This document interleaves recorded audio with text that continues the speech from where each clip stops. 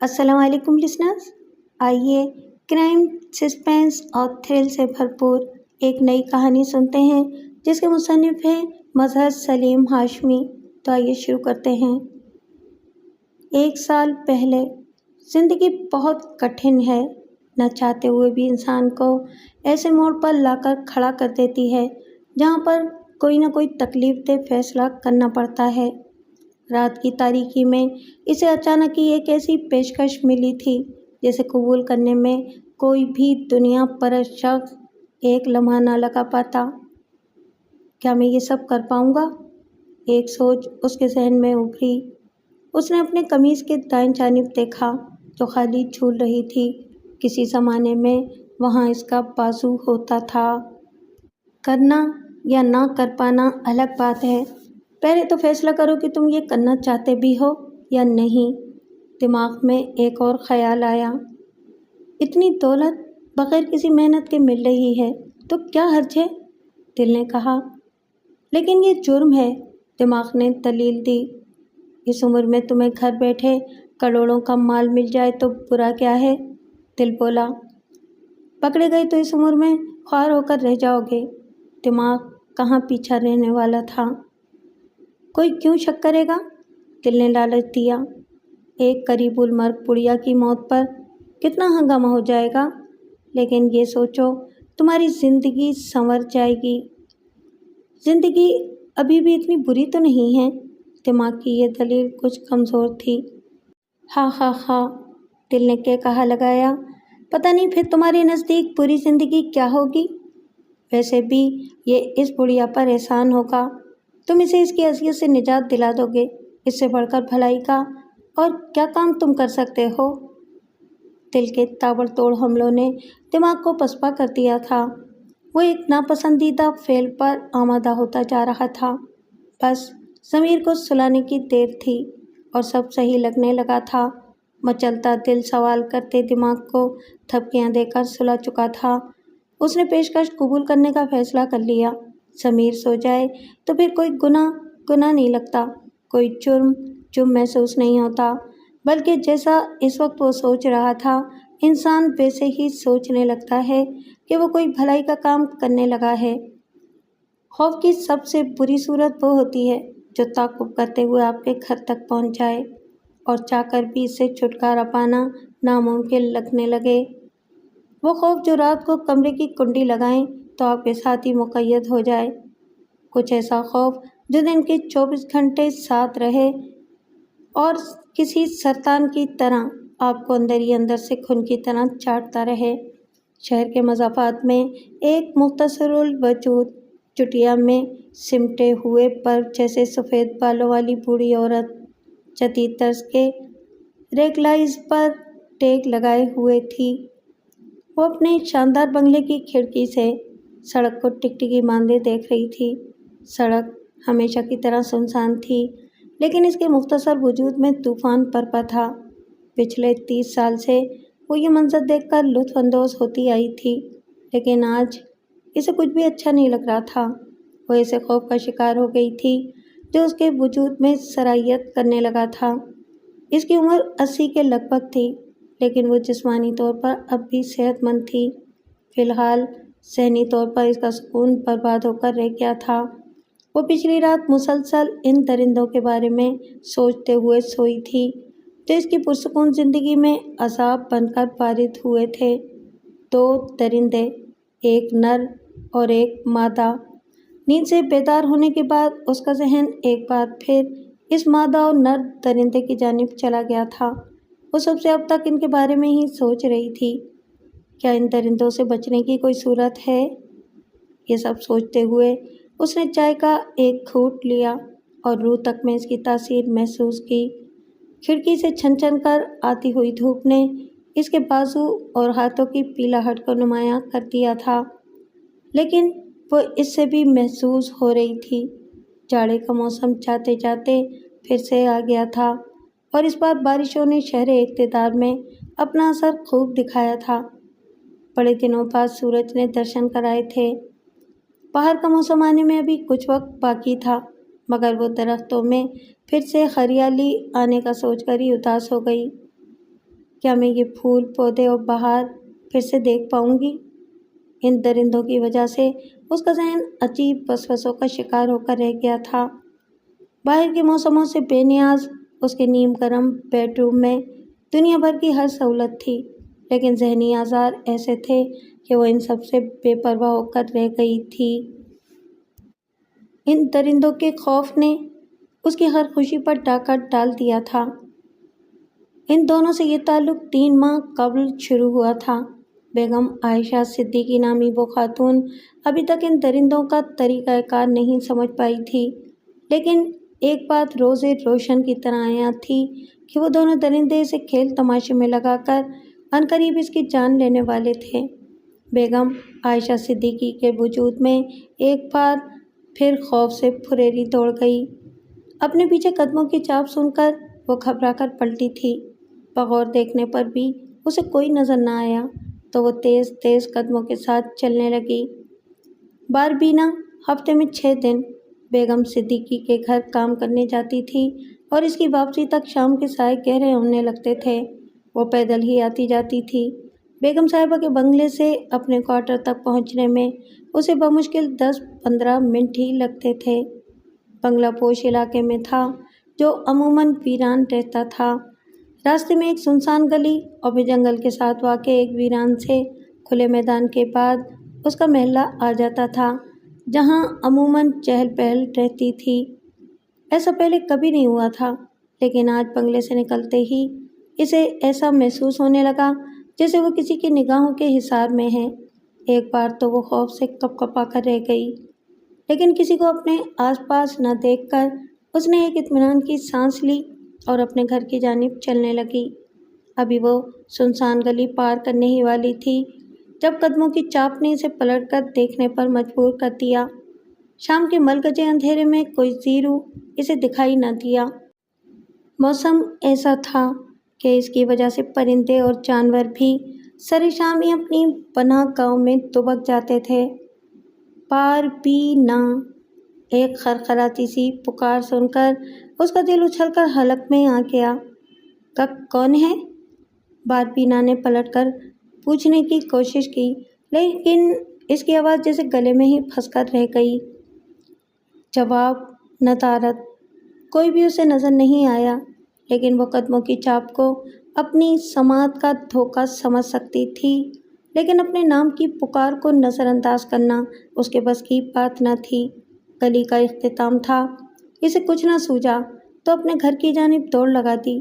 سفید رنگ کے شٹل کاک برقعے میں ملفوف اس کا بھاری وجود دوڑتے ہوئے عجیب مذاق خیز سا لگ رہا تھا، لیکن وہ ایسے دوڑ رہی تھی جیسے اسے دنیا کی کوئی پرواہ نہ ہو۔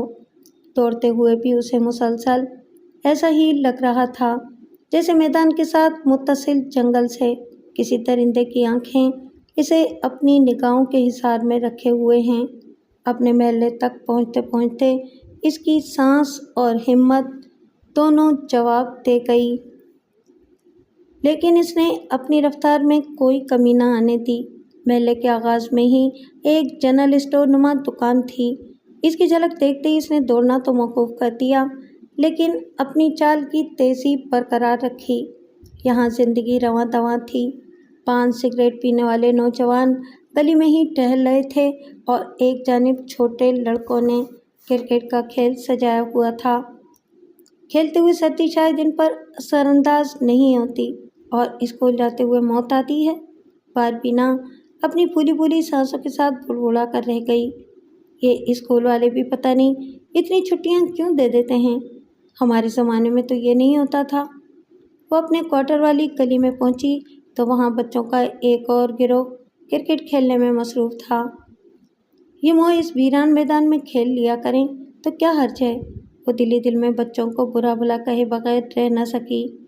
ابھی تک اس کے ذہن میں وہ پکار گونج رہی تھی جس نے اسے بے تحاشا دوڑنے پر مجبور کر دیا تھا۔ بچوں میں سے ایک چھوٹا لڑکا اسے دیکھتے ہی دوڑ کر اپنے گھر میں داخل ہو گیا۔ باربینا اس حرکت پر مسکرا کر رہ گئی۔ وہ اس کا اپنا بیٹا شہروز خان تھا۔ وہ بھی اس کے پیچھے پیچھے کوارٹر میں داخل ہوئی۔ 2 کمروں کا یہ کوارٹر تھا جس کا صحن شروع ہوتے ہی ختم ہو جاتا تھا۔ السلام علیکم بچوں۔ اس نے اپنے بچوں اور شوہر کو سلام کیا تو پھولی ہوئی سانس کے اثرات اس کی آواز میں واضح تھے۔ اس کی بڑی بیٹی زرمینہ اور چھوٹی شہرینہ پڑھ رہی تھیں، جبکہ شہروز کرکٹ بال کو چھپاتے ہوئے پڑھنے کا ناٹک کر رہا تھا۔ بینا، تمہاری سانس کیوں پھولی ہوئی ہے؟ بار بینا کے شوہر دانیال خان نے سلام کا جواب دینے کے بجائے سوال کرنا مناسب سمجھا۔ موبائل فون پر کوئی ویڈیو دیکھتے ہوئے بھی اس نے لمحوں میں بار بینا کی حالت کا تغیر محسوس کر لیا تھا۔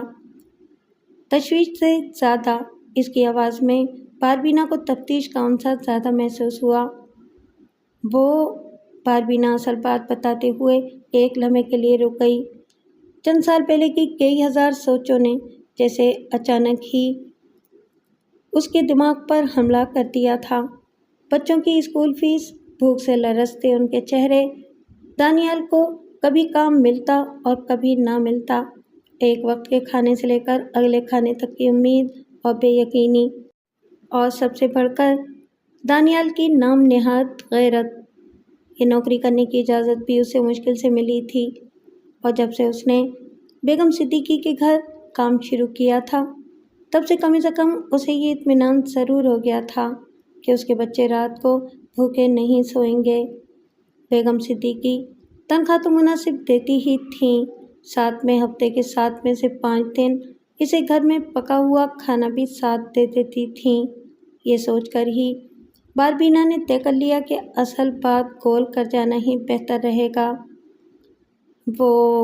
بار بینا نے گہری سانس لیتے ہوئے بات مکمل کی۔ نماز کو دیر ہو رہی تھی، اس لیے میں تیز تیز چلتے ہوئے آئی ہوں۔ شوہر کے چہرے پر اطمینان کے تاثرات دیکھتے ہوئے وہ اپنا شٹل کاک برقع اتارتے ہوئے واش بیسن کی جانب وضو کرنے بڑھی۔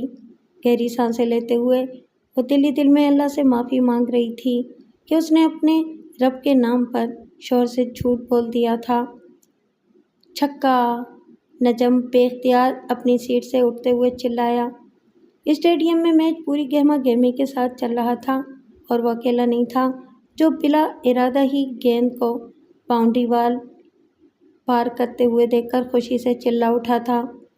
ملکی لیول پر ہونے والا T20 کپ اگرچہ UAE سے شروع ہوا تھا، لیکن عوامی مقبولیت پانے اور سیکورٹی خدشات دور ہونے کے بعد اب پاکستان میں بھی سارے میچز ہونے لگے تھے۔ راولپنڈی کے اس کرکٹ اسٹیڈیم کی حالت بہت اچھی نہیں تھی، لیکن تفریح کو ترسی ہوئی عوام آس پاس کے شہروں سے بھی امنڈ آئی تھی۔ نجم جنجوعہ ایک دوسرے درجے کا وکیل تھا جو وکالت کم اور اپنے کلائنٹس کے لیے جاسوسی کر کے زیادہ کما لیا کرتا تھا۔ پاکستان میں نجی جاسوسی کا پیشہ ناپید تھا، اس لیے یہ کام اکثر وکیل اور صحافی ہی کرتے ہوئے نظر آتے تھے۔ اکیرے بدن، بکھرے بال اور خشخشی داڑھی کے ساتھ وہ فلمی جاسوسوں جیسی وجاہت سے محروم تھا، لیکن خود کو ٹام کروز سے کم سمجھنا اس کی فطرت میں ہی نہیں تھا۔ میچز اور فلموں کا شدید شوقین ہوتا، لیکن ایک اس کی بری عادت نے کبھی اسے معاشی طور پر زیادہ خوشحال نہیں ہونے دیا تھا، اور وہ تھا جوا۔ وہ جوا کھیلنے کی لت کا بری طرح سے شکار تھا۔ کسی بھی قسم کی شرط لگانا اس کے بائیں ہاتھ کا کھیل تھا۔ اس وقت بھی میچ سے زیادہ اس کی دلچسپی اس بات میں تھی کہ اس نے جس ٹیم پر پیسہ لگایا ہے وہ جیت جائے۔ آج تو اسلام آباد ٹیم جیتے ہی جیتے، اس نے بلند آواز میں کہا، جس میں سکون کی گہری آمیزش تھی۔ اپنے لگائے ہوئے پیسے منافع کے ساتھ وصول ہونے کا اطمینان ہوتے ہی اس کی دلچسپی میچ سے کم ہو گئی تھی، اور اب وہ اپنے دوسرے شوق کی تکمیل کے لیے نزلیں دوڑانے لگا۔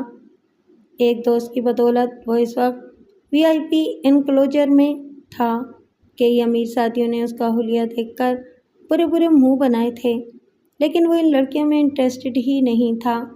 اسے بڑی عمر کی عورتیں پسند آتی تھیں، لیکن وہ نظریں گھماتے ہوئے اسی کوشش میں تھا کہ اسے اپنے مطلب کی کوئی آنٹی ملی جائے۔ جیسے شکر خورے کو شکر مل جاتی ہے، ویسے ہی اس کی نگاہ انتخاب پر پوری اترتی ایک خاتون اس کی نظروں کو جچ گئی۔ اس کی سیٹ سے 3-4 قطار اوپر ایک جانب سیٹ پر بیٹھی خاتون کو اس نے مرکزی نگاہ بنا لیا، جس کے ارد گرد کی چند سیٹیں خالی تھیں۔ سرخ و سفید رنگت 45-50 سالہ وہ عورت جدید طرز کا پرنٹڈ لباس پہنے ہوئے تھی، جس پر دوپٹہ اس نے تکلفاً ہی گلے میں لٹکایا ہوا تھا۔ سن گلاسز اس نے آنکھوں کے بجائے بالوں میں کیچر کی طرح پھنسائے ہوئے تھے۔ ہاتھ میں نئے ماڈل کا فون اور انگلیوں میں نکینے والی انگوٹھیاں اس کی عمارت کو ظاہر کر رہی تھیں۔ میچ میں اس کی دلچسپی نجم کی طرح نہ ہونے کے برابر تھی، کیونکہ وہ بھی متلاشی نگاہوں سے کچھ ڈھونڈتی محسوس ہو رہی تھی۔ اگر اس کے ساتھ کوئی تھا بھی تو اس وقت وہاں موجود نہیں تھا، کیونکہ وہ قدرے بے چین سی دکھائی دے رہی تھی۔ جیسے اس کی نگاہیں نجم سے ٹکرائیں وہ مسکرا اٹھا۔ نجم کو یہ بھی غلط فہمی تھی کہ جب وہ مسکراتا ہے تو بہت ہی خوبصورت لگتا ہے۔ وہ خاتون نجم کی اس دیدہ دلیری پر گڑبڑا کر ادھر ادھر دیکھنے پہ مجبور ہو گئی۔ یہ اطمینان ہونے کے بعد کہ یہ دانتوں کی نمائش اس کے لیے ہی کی گئی ہے، تو اس نے بغور نجم کو دیکھا اور ایک پھیکی سی جوابی مسکراہٹ سے نواز دیا۔ یاہو! نجم نے دلی دل میں نعرہ لگایا اور راستہ بناتے ہوئے خاتون کی نشست والی قطار کی جانب بڑھا۔ وہ ہجوم میں جگہ بناتا ہوا اطمینان سے اس خوشرو خاتون سے 2 نشست کے فاصلے پر ایک خالی سیٹ پر بیٹھ گیا۔ خاتون دزدیدہ نگاہوں سے نجم کو دیکھ رہی تھی، جیسے پہچاننے کی کوشش کر رہی ہو۔ ایک بار پھر ان دونوں کی نگاہیں ٹکرائیں تو نجم نے دانت نکال کر ایک اور مسکراہٹ سے اسے نواز دیا۔ کیا میں آپ کو جانتی ہوں؟ خاتون نے چس ہوتے ہوئے پوچھا۔ مائی سیلف نجم چنچوا، میں ہائی کورٹ ایڈوکیٹ ہوں۔ یہ کہتے ہوئے اس نے مسافے کے لیے ہاتھ بڑھایا۔ میں مریم ہوں۔ خاتون نے اپنا نام تو بتایا، لیکن نجم کے مسافے کے لیے بڑھے ہوئے ہاتھ کو نظر انداز کر دیا۔ نجم نے بالکل بھی برا نہ مانا اور اپنا بڑھا ہوا ہاتھ غیر محسوس انداز میں نیچے کر لیا۔ بیوٹیفل نیم۔ نجم نے مریم نامی اس خوش شکل خاتون پر ڈورے ڈالنے کا آغاز کیا ہی تھا کہ کسی نے اس کی بات کاٹ دی۔ سوری مما، آپ کو زیادہ دیر ویٹ کرنا پڑا۔ ایک مضبوط ڈیل ڈول والا نوجوان پیچھے سے آ کر مریم سے بولا، لیکن یہ انتظار ضائع نہیں ہوا، ایک مطلب کی پارٹی مل گئی ہے۔ نوجوان اپنی ہی رو میں بولتا چلا گیا، لیکن نجم چنچوا کو اپنے اور مریم کی جانب متوجہ پا کر خاموش ہو گیا۔ نیلی جینز اور سفید ٹی شرٹ پہننے کے بعد اس نے ایک نیلی اور سرخ چیک والی شرٹ اس طرح اوڑھ رکھی تھی کہ بٹن بند کرنے کی زحمت نہیں کی تھی۔ نجم کی امیدوں پر کھڑوں پانی پڑ گیا۔ اسے توقع نہیں تھی کہ مریم ایسے کسی 27-28 سال کے ہٹے کٹے مرد کی ماں ہوگی۔ بے پرواہ حلیے والا یہ نوجوان اسے بالکل بھی پسند نہیں آیا تھا۔ مریم جیسی نرم و نازک خاتون ایسے مشٹنڈے کی ماں لگتی ہی نہیں تھی، لیکن دونوں کے چہرے کی شباہت اور گوری رنگت بتا رہی تھی کہ وہ دونوں آپس میں رشتہ دار ہی ہیں۔ وہ توقع کر رہا تھا کہ مریم اس کا تعارف کرائے گی، لیکن اس کے تاثرات سے ایسا کچھ ظاہر نہ ہوا۔ کچھ دیر کی تکلیف آمیز خاموشی کے بعد وہ بولی، کس پارٹی کی بات کر رہے تھے زریاب؟ وہ نجم کے بجائے اپنے بیٹے سے مخاطب تھی۔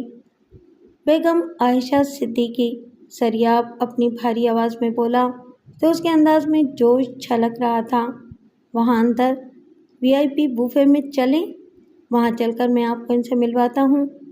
مریم نے ایک نگاہ غلط انداز نجم پر ڈالی اور اسے کسی قسم کی معذرت کیے بغیر اٹھ کر اپنے بیٹے کے ساتھ خرامہ خرامہ چلتے ہوئے انکلوجر کے اندر والے ہال میں گھس گئی، جہاں پر انتظامیہ کی جانب سے ہائی ٹی بوفے کا بندوبست کیا گیا تھا۔ نجم چنچوا نے اس کی اس حرکت پر برا سا منہ بنایا۔ میچ دیکھتے ہوئے زیادہ دیر تک اس کا موڈ خراب نہ رہ سکا۔ اسلام آباد کی ٹیم جیت چکی تھی اور وہ اس پر لگائی گئی رقم کے مطابق اس وقت کوئی 17.5 لاکھ روپے کما چکا تھا۔ جیب میں پیسہ ہو تو شکار پڑے، یہ سوچ کر ہی وہ دیگر تماشائیوں کے ساتھ جیت کا جشن منانے میں مصروف ہو گیا۔ یہ 3 ماہ پہلے کی بات تھی، جب مریم اور اس کا بیٹا زریاب خان بیگم عائشہ صدیقی کی زندگی میں آئے تھے۔ وہ کرکٹ یا کسی بھی قسم کے کھیلوں میں دلچسپی نہیں رکھتی تھی۔ میچ پر جانے کا فقط ایک ہی مقصد تھا کہ بیگم صدیقی کے شوہر شاہد صدیقی کے نام پر میچ کے بعد ایک ہائی ٹی بوفے کے ساتھ ساتھ فنڈ ریزنگ کی ایک تقریب بھی تھی۔ اگرچہ مریم اور زریاب بھی اپنی چال ڈھال سے کھیلوں کے شیدائی دکھائی نہیں دیتے تھے، لیکن انہوں نے ٹیم کے کھلاڑیوں اور کھیل پر ایسے تبصرے کیے جیسے ہر کھلاڑی پر پوری تحقیق کی ہو۔ 1 گھنٹے سے زیادہ تو انہوں نے بیگم صدیقی کو ہی اپنے گھیرے میں لے کر باتیں کی تھیں۔ وہ بھی ان سے باتیں کر کے خوش تھیں، کیونکہ انہوں نے اسے مہمان خصوصی سمجھنے کے بجائے ایک عام عورت ہی کی طرح گپ شپ کی تھی۔ آپ خوش قسمت ہیں جو ان سب لوگوں کو ذاتی طور پر جانتی ہیں۔ زریاب کا اشارہ شہر اقتدار کے برسر اقتدار لوگوں کی جانب تھا۔ کراچی میں تو آلودگی نے سانس لینا محال کر دیا تھا، مریم بولی۔ وہاں پر کاروبار تبھی کامیاب ہو سکتا ہے جب تک آپ بھتہ مافیا کو وقت پر بھتہ دیتے رہو۔ 1 مہینہ لیٹ ہو جاؤ تو ایسا نقصان پہنچاتے ہیں کہ کئی ماہ کا منافع برباد ہو کر رہ جاتا ہے۔ میں تو سمجھتا ہوں کہ پراپرٹی کا کاروباری سب سے بہترین ہے، زریاب نے اپنا خیال پیش کرنا ضروری سمجھا۔ مجھ سے جتنی بار مرضی پوچھ لو، میں اسی کا ہی مشورہ دوں گا۔ بیگم صدیقی ان کی باتوں اور انداز سے بہت متاثر ہوئی۔ اسے اندازہ نہیں تھا کہ وہ کس مشکل میں پڑنے والی ہے۔ اگلے دن رات کا کھانا اس نے مریم اور زریاب کے ساتھ ہی کھایا۔ وہ اپنے شوہر کے پسندیدہ ریسٹوران آئی تھی، جہاں اس کے لیے کھڑکی کے پاس والی ایک نشست مخصوص کر دی جاتی تھی، لیکن مریم کے اصرار پر وہ ایک ایسی جگہ پر بیٹھے جہاں سے انہیں کوئی باہر سے دیکھ نہیں سکتا تھا۔ اس پوری محفل کے دوران 5 فٹ کی بڑھیا پر زریاب جیسا 6 فٹ کا جوان حاوی رہا۔ ساتھ میں مریم کی باتیں ایسی تھیں کہ وہ ہر موضوع پر بلا تکان بولتی ہی چلی جاتی تھی۔ انہوں نے بیگم صدیقی کو بل بھی ادا کرنے سے منع کر دیا اور اس عشائیے کو اپنی طرف سے دعوت قرار دے دیا۔ خان فیملی نے اپنا تعلق بلوچستان کے ایک سردار خاندان سے بتایا۔ کراچی میں ان کا خاندان ہجرت کر کے گیا تھا، لیکن وہاں پر ان کے معمولات میں کچھ جرائم پیشہ عناصر کی دھمکیاں اتنی زیادہ شمولیت اختیار کر گئیں کہ انہوں نے اپنا سب کچھ سمیٹ کر اسلام آباد شفٹ ہونے کا فیصلہ کر لیا تھا۔ خوشرو اور خوش ادا مریم خود کو 48 سال کا بتاتی تھی، لیکن کہیں سے بھی وہ 40 سے زیادہ کی نہیں لگتی تھی۔ خوبصورت ناز و انداز کی وجہ سے اس کی ہر بات پر یقین کر لینے کو دل کرتا تھا۔ یقیناً وہ ایک مسحور کن شخصیت کی مالک تھی۔ دوسری جانب اس کا بیٹا زریاب 22-23 سال کا نوجوان تھا، لیکن اپنی بے ترتیب داڑھی، بکھرے بال اور بھاری بھرکم ڈیل ڈول کی وجہ سے 28-30 کا بھرپور مرد نظر آتا تھا۔ مریم سے جب اس نے اس کے شوہر کے بارے میں پوچھا تو وہ یک بارگی خاموش ہو گئی تھی۔ زریاب کا چہرہ سرخ ہوا، لیکن وہ کچھ بولا نہیں تھا۔ وہ اس دنیا میں نہیں رہے۔ مریم کا آزردہ لہجہ سن کر وہ بھی افسردہ ہوئی تھی، لیکن پھر مزید کوئی سوال نہ کیا۔ ڈنر کے دوران ہی جب انہیں معلوم ہوا کہ بیگم صدیقی اپنے بنگلے کی انیکسی کرائے پر دینے کا سوچ رہی ہیں تو ان کی آنکھیں حیرت سے کھل گئیں۔ میں تو زریاب سے کب سے کہہ رہی ہوں کہ کسی اچھی لوکیشن پر مکان کرائے پر لے لو، ریسٹ ہاؤس میں رہنا مجھے پسند نہیں ہے، مریم نے کہا۔ ویسے بھی ہمارے پاس جو انویسٹمنٹ ہے اسے ہم اپنے رہائشی مکان کی خرید میں ضائع نہیں کرنا چاہتے۔ بیگم صدیقی نے اشارے کنایوں میں واضح کر دیا کہ وہ جس پوش علاقے میں رہتی ہے وہاں پر ایک انیکسی افورڈ کرنا بھی کسی مہنگے ہوٹل یا ریسٹ ہاؤس کے مقابلے میں بہت زیادہ مہنگا پڑ سکتا ہے، لیکن مریم اس معاملے میں مصر رہی۔ بیگم صدیقی نے انیکسی کا کرایہ اتنا زیادہ رکھا ہی اس لیے تھا کہ وہ مڈل کلاس یا نو دولتیوں کو اپنے معاملات سے دور رکھ سکے۔ البتہ خان فیملی کے لیے اس کے دل میں ایک نرم گوشہ پروان چڑھنے لگا تھا، اس لیے اس نے کرائے میں بھی تخفیف کر دی۔ پیسوں کے معاملے میں اس نے البتہ اپنے مرحوم شوہر کی نصیحت کو ملحوظ خاطر رکھا تھا کہ معاہدہ ہونے سے پہلے خان فیملی کی کراچی والی سابقہ رہائش اور دیگر حوالہ جات کی مکمل تصدیق کروائی۔ وہاں سے ان کے بہترین مالی اور کرایہ داری کے معاملات میں وقت کی پابندی کی تصدیق ہونے کے بعد ہی معاہدہ تکمیل تک پہنچایا۔ بیگم صدیقی کو کرایہ دار رکھنے کی کوئی ضرورت نہ تھی۔ اپنے شوہر سے اسے اولاد کے سکھ کے علاوہ دنیا کی ہر آسائش ملی تھی۔ اس کے مرحوم شوہر نے اس کے لیے اتنی اچھی جائیداد اور فنڈز چھوڑے تھے کہ وہ مہینے کے لاکھوں بھی اڑاتی تو اس کی دولت میں بہت فرق آنے والا نہیں تھا۔ کل وقتی ملازم رکھنے کا اسے شوق نہیں تھا اور اس معاملے میں اس کے شوہر شاہد صدیقی نے اسے خوفزدہ کر رکھا تھا کہ اکثر بوڑھے لوگ ملازموں کے ہاتھوں معمولی رقم کے ہاتھوں جان گنوا دیتے تھے۔ رشتہ دار کوئی قریبی تھے نہیں۔ ایک بہن تھی جو کب کی وفات پا چکی تھی، جبکہ اکلوتا بھانجا اگرچہ معذور تھا لیکن اتنا خوددار کہ اس سے کبھی رقم نہیں مانگتا تھا، بلکہ اکثر تو وہ تحفے تحائف بھی بھیجنے پر ناراضگی کا اظہار کرتا تھا جو وہ اس کی مدد کے لیے بھجواتی تھی۔ بدلے میں وہ بھی اپنی خالہ کو گفٹ بھیج دیا کرتا تھا۔ اس نے تو لاہور سے آ کر اسلام آباد رہنے سے بھی صرف اس وجہ سے انکار کر دیا تھا کیونکہ وہ اپنی خالہ کا دست نگر بن کر رہنا نہیں چاہتا تھا۔ بیگم صدیقی کو مریم بہت دلکش و بھلی لگی تھی۔ اس نے سوچا کہ اگر اس کی بیٹی ہوتی تو اس وقت بالکل مریم جیسی ہوتی۔ زریاب جیسے نواسے کا اس نے البتہ نہیں سوچا تھا۔ شاید نوجوان لڑکے ایسے ہی ہوتے ہیں۔ یہ سوچ کر وہ اپنے دل میں آئے محبت بھرے جذبات کی تشفی کرتی تھی۔ باربینا سے بھی اسے محبت تھی لیکن وہ اپنے خاندانی پس منظر کے باعث ان کی عزت تو بہت کرتی تھی لیکن کبھی کھل کر بات نہیں کرتی تھی، جیسے کسی بھی اچھے ملازمت پیشہ شخص کا رویہ ہو سکتا ہے۔ بیگم صدیقی کو اب اپنی زندگی میں کسی ایسے تعلق دار اور رشتہ دار کی کمی محسوس ہوتی تھی جو ان کے ساتھ برابری کی سطح پر بات کر سکے۔ خان فیملی اس کے بنگلے سے متصل انیکسی میں جلدی اپنے ساز و سامان کے ساتھ شفٹ ہو گئی۔ بیگم صدیقی کے بنگلے اور انیکسی کا گیٹ اور لان ایک ہی تھا۔ وہ باربینا کے ساتھ جب پہلی بار ان کے پاس چائے اور دیگر لوازمات لے کر گئی تو ایک بار ٹھٹک کر رہ گئی۔ انیکسی میں 3 بیڈ روم تھے، صرف ایک استعمال میں لایا گیا تھا جبکہ باقی دونوں میں سامان اسٹور کر دیا گیا تھا۔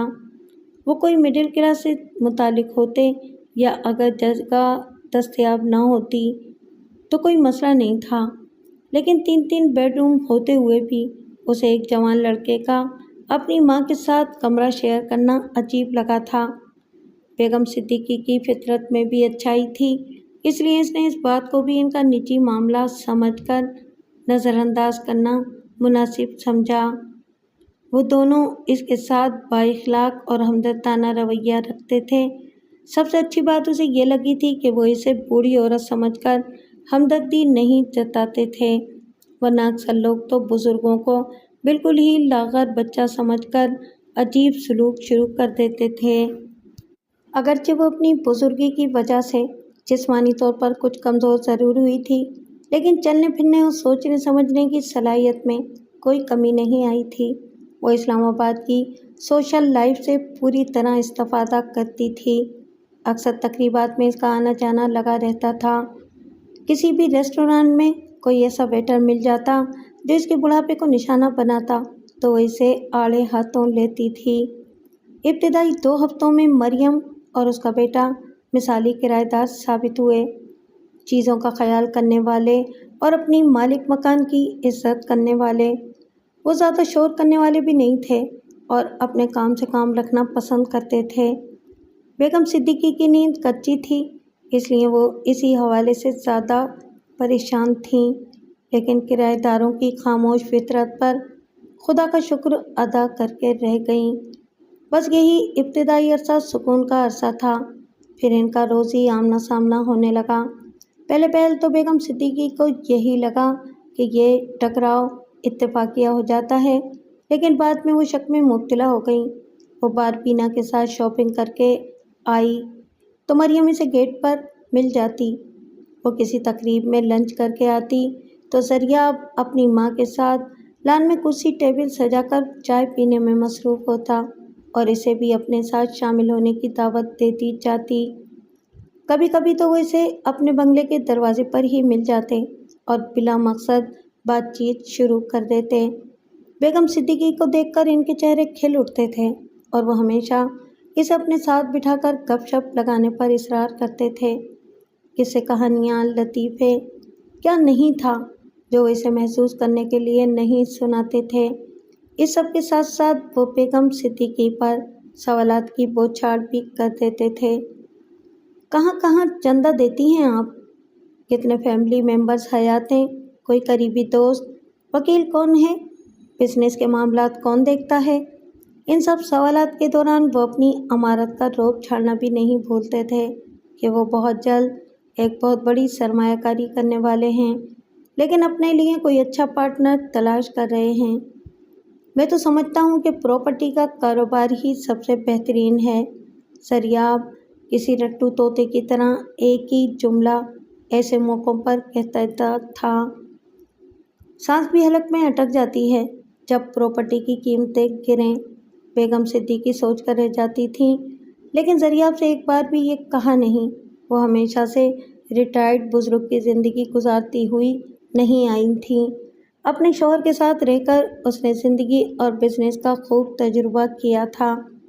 اسے کبھی کبھی تو لگتا تھا کہ شاید وہ اسے ٹھگنے کے لیے جال پھیلا رہے ہیں، لیکن اب تک ایک بار بھی ایسا نہیں ہوا تھا کہ مریم یا زریاب نے اسے سرمایہ کاری یا پارٹنرشپ کی پیشکش کی ہو۔ شاید وہ صرف اس کا تعلق استعمال کرتے ہوئے اسلام آباد کی ایلیٹ کلاس میں شمولیت کے خواہش مند تھے، اس سے زیادہ کچھ نہیں۔ ان کی حد سے بڑھتی بے تکلفی اور با اخلاقی کی وجہ سے بیگم صدیقی بہت جلد ان سے بیزار ہو گئی۔ پہلی ملاقات کا جادو ایک ماہ میں ہی اتر گیا تھا۔ مریم کا قد بھی چھوٹا تھا، لیکن بہرحال وہ بیگم صدیقی کے 5 فٹ قد کے مقابلے میں چند انچ زیادہ ہی تھی۔ البتہ اس کی زبان کتنی دراز تھی، اس کا اندازہ لگانا ناممکن نہیں تھا۔ وہ ہر موضوع پر اپنے مطلب کی بات شروع کر دیتی اور اگلے انسان کی بات کاٹتے ہوئے بھی کوئی حد محسوس نہیں کرتی تھی۔ نہیں، شکریہ کا مطلب اس کی ڈکشنری کے بالکل الٹ تھا اور وہ اسے مزید سناؤ کے مترادف سمجھتی تھی۔ زریاب اس دوران اکثر چہرے پر ایک طنزیہ مسکراہٹ سجائے رکھتا تھا، جیسے اس نے کسی کا جھوٹ پکڑ لیا ہو۔ اپنے ڈیل ڈول کے ساتھ بالوں بھرے چہرے کی وجہ سے کبھی کبھی وہ کسی بھالو جیسا لگتا تھا۔ مریم اور زریاب کو نظر انداز کرنا یا ان سے دور ہونے کی کوشش کرنا بیگم صدیقی کو مہنگا پڑ گیا، جیسے کسی نے چلتی پر تیل ڈال دیا ہو۔ انہوں نے اپنی کوششیں مزید تیز کر دیں۔ مریم کچھ نہ کچھ کھانے کے لیے بنا کر پہنچ جاتی۔ باربینا کا شوہر دانیال بنگلے پر جز وقتی مالی کا کام کرتا تھا۔ وہ بھی نہ جانے کیا کہہ کہلا کر زریاب نے اپنے ذمے لے لیا۔ بیگم صدیقی کو لگنے لگا تھا کہ جیسے وہ دونوں اس کے انتظار میں گیٹ کے پیچھے چھپے رہتے ہیں، اور جیسے ہی وہ گھر سے باہر قدم رکھتی ہے وہ چھلانگ لگا کر باہر آ جاتے ہیں۔ لمبے لڑکے اور ناٹی ماں کا انداز ایسا ہوتا تھا جیسے یہ کوئی اتفاقی ملاقات نہیں بلکہ پہلے سے طے شدہ کوئی میٹنگ ہو رہی ہو۔ بیگم صدیقی کی زندگی عذاب ہوتی جا رہی تھی۔ اگر گیٹ کے باہر سڑک پر مل جاتے تو بالکل جونک کی طرح چمٹ جاتے تھے۔ باربینا اگر ساتھ ہوتی تو ان کے رویے پر ہکا بکا رہ جاتی، لیکن بیگم صدیقی ہر جگہ شاپنگ پر اسے ساتھ لے کر نہیں جاتی تھیں۔ وہ کسی بھی بات کی پرواہ کیے بغیر خود ہی بنا دعوت کے پیچھے پیچھے گھس آتے تھے۔ بڑے مزے سے اندر داخل ہو کر وہ دونوں صوفے پر پرائے جمان ہو جاتے۔ مریم کبھی کافی اور کبھی چائے بنانے لگ جاتی اور زنانہ گفتگو کے ایک نہ ختم ہونے والے سلسلے کا آغاز کر دیتی۔ کراچی شہر کے حالات خراب تھے، شکر ہے یہاں ایسا نہیں ہوتا، لیکن پھر بھی احتیاط کرنی چاہیے۔ خدا کے لیے میری جان چھوڑ دو، بیگم صدیقی پھٹ کر یہ سب کہنا چاہتی تھی لیکن کہہ نہیں پاتی تھی۔ بیگم صدیقی کا ان کے حوالے سے سارا رومان ختم ہو چکا تھا۔ اس نے اپنے وکیل اور ریئل اسٹیٹ ایجنٹ سے بات کی، لیکن کرایہ داری کا معاہدہ پکا تھا اور بغیر کسی وجہ کے وہ انہیں نکال نہیں سکتی تھی۔ معاملات مزید خراب ہونے لگے۔ زریاب اور اس کی ماں مریم اب باتوں باتوں میں ایسی بات کر جاتے تھے جسے سن کر بیگم صدیقی کو خود پر قابو پانا مشکل ہو جاتا تھا۔ ان کے منہ سے کوئی ایسی بات پھسل جاتی تھی جو بیگم صدیقی کی نجی زندگی یا مالی معاملات سے متعلق ہوتی تھی، اور ان میں سے کوئی بات بھی ایسی نہ تھی جو اس نے انہیں بتائی ہو۔ وہ حیران ہوتی تھی، کیا یہ دونوں اب اس کی ڈاک چوری کر کے پڑھنے لگے ہیں؟ وہ اس کی جاسوسی کر رہے تھے، لیکن کیا وہ اس بات کو ثابت کر سکتی تھی؟ پولیس رپورٹ کا کیا فائدہ ہوتا؟ کیا اس معاملے کا کوئی حل ہے؟ پولیس کے پاس جاتی تو وہ اسے ایک خبتی بڑھیا اور پاگل مالک مکان سمجھ کر نظر انداز کر ڈالتے۔ وہ واقعی ان سے تنگ آ گئی تھی، اور پھر ایک ایسا خوفناک واقعہ پیش آیا کہ یہ تنگی اور پریشانی خوف میں تبدیل ہو گئی۔ اس دن باربینا چھٹی پر تھی۔ بیگم صدیقی گروسری شاپنگ کر کے آئی تو مریم اور زریاب حسب توقع اسے لان میں ہی مل گئے۔ مریم نے اس کے ہاتھ سے بیگ لیے اور زریاب نے کمال مہربانی سے چابی لے کر اس کا دروازہ کھول دیا۔ بیگم صدیقی ان دونوں کی اس حرکت پر اس قدر بھونچکا رہ گئی کہ ذرہ برابر بھی احتجاج نہ کر سکی، لیکن اگر احتجاج کر بھی لیتی تو ان چکنے گھڑوں پر اس کا اثر کہاں ہونا تھا۔ 15 منٹ تک وہ بیٹھے باتیں بھگاتے رہے۔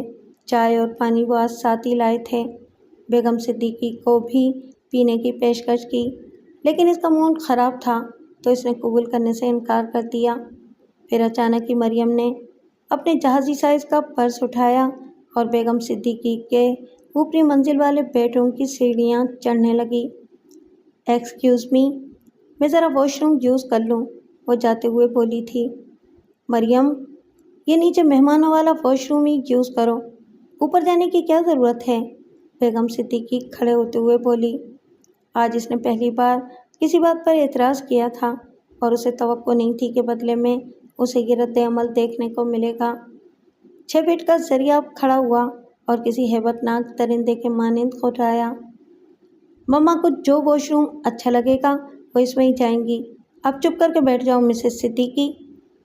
بیگم صدیقی کو لگا کہ اس کا آخری دن آ گیا ہے۔ زریاب کا وحشی پن ایسا تھا کہ جیسے وہ ان کو اپنے ہاتھوں سے پیٹ پیٹ کر ہی جان سے مار ڈالے گا۔ وہ سہم کر صوفے کے ایک کونے میں دبک گئی۔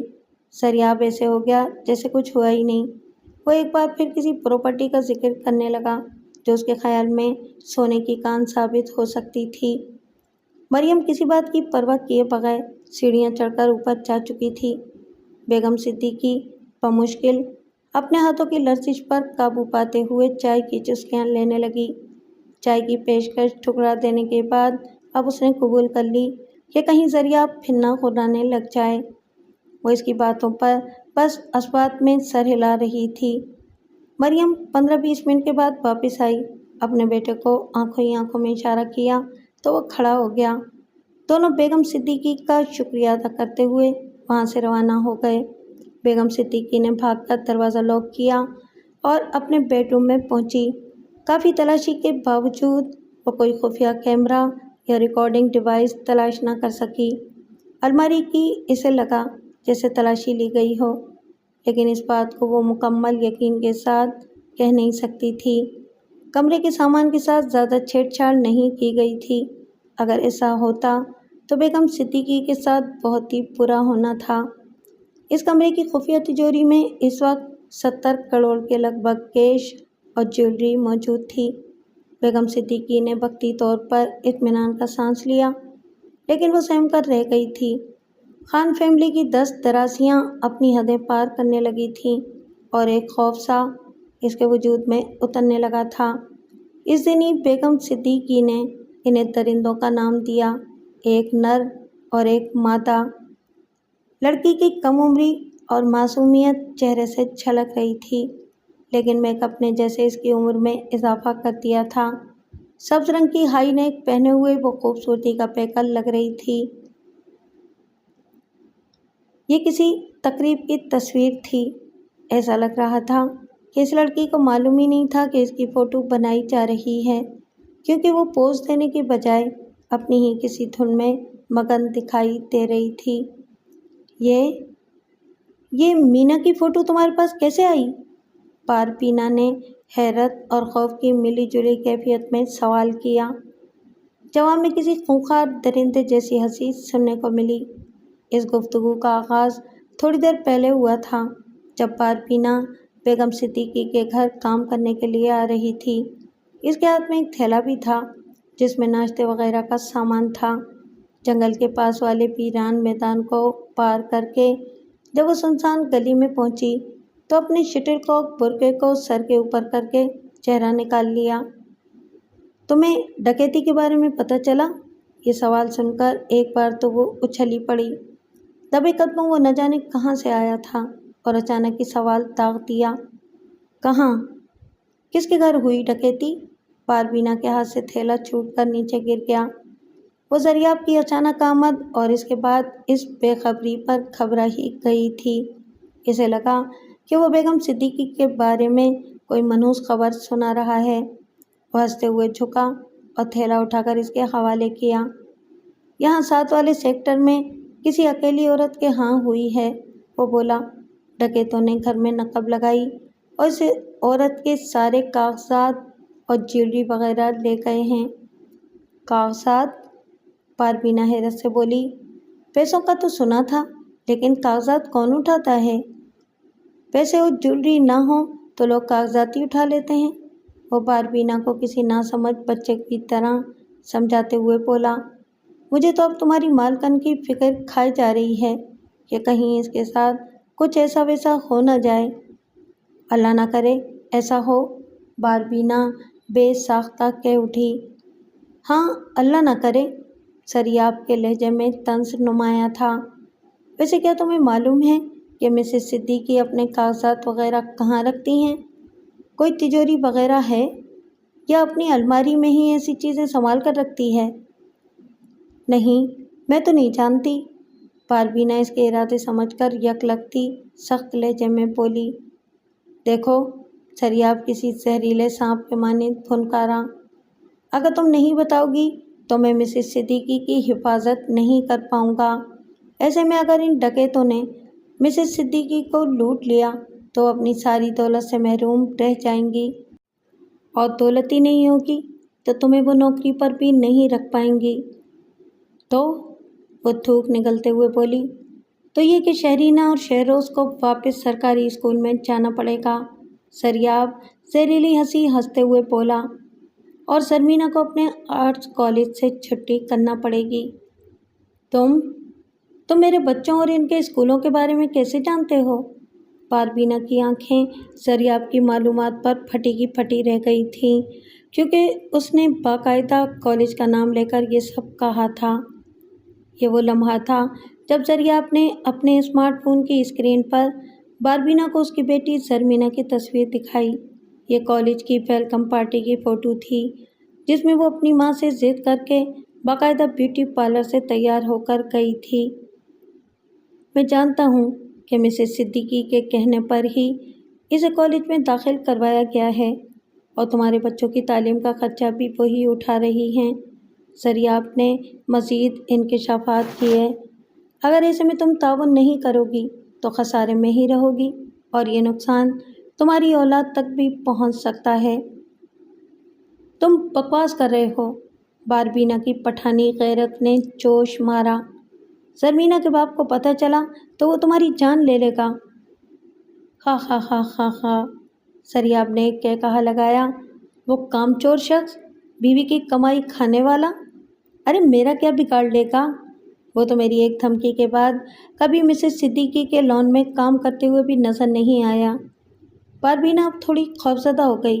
وہ وجہ نہیں جانتی تھی، لیکن پچھلے کچھ عرصے سے دانیال نے واقعی بیگم صدیقی کے ہاں کام پر آنا بند کر دیا تھا۔ میرے ساتھ تعاون کرو۔ اگر تمہیں کسی تجوری کا علم نہیں بھی ہے تو پتہ کرو، سریاب نے گھٹیا انداز میں دھمکی دی، ورنہ تم تو شاید برداشت کر جاؤ، لیکن یہ تمہاری خوبصورت زرمینہ برداشت نہیں کر پائے گی۔ پاربینہ خوف کے مارے سر ہلاتے ہوئے وہاں سے ہٹ گئی۔ سامان کا تھیلا پکڑ کر بنگلے کی جانب جاتے ہوئے اسے سمجھ میں نہیں آ رہا تھا کہ وہ بیگم صدیقی کی مہربانیوں سے وفا کرے یا اولاد کی خاطر سب کچھ داؤ پر لگا دے۔ وقت نے یہ بات ثابت کی ہے کہ غاصب بھی سب سے بڑے ظالم ہوتے ہیں۔ کسی کو اپنی ملکیت پر قبضہ کرنے سے نہ روکا جائے تو پھر ان کے لالچ کا کوئی ٹھکانہ نہیں رہتا اور نہ ہی کوئی انتہا۔ پھر وہ اپنے اس لالچ میں کسی پر بھی ظلم کرنے سے باز نہیں آتے۔ بیگم صدیقی سے عمر میں 15 سال بڑا شوہر 4 سال پہلے ہی دنیا چھوڑ گیا تھا، اور اب وہ نہیں جانتی تھی کہ اس نے مزید کتنا وقت اس دھرتی پر گزارنا ہے۔ وہ باقی زندگی سکون سے گزارنا چاہتی تھی، لیکن ان درندوں نے سارا سکون غارت کر دیا تھا۔ کسی وائرس کی طرح وہ اس کی زندگی کا حصہ بنے تھے اور خوشی کا ہر لمحہ کھا گئے تھے۔ بے فکری کے عالم میں وہ کھاتی پیتی تھی، صدقہ خیرات کرتی، لوگوں کی ہر طرح کی مدد کرنا اس کی فطرت تھی، اور اسے یہ سب کر کے اطمینان و سکون ملتا تھا۔ یہ سب کچھ فنا ہو کر رہ گیا تھا۔ اس دن کے خوفناک واقعے کے بعد سے وہ اب یہ سب کچھ کرنے کے بجائے اس فکر میں رہتی تھی کہ درندے مزید اس کے خلاف کیا کرنے والے ہیں۔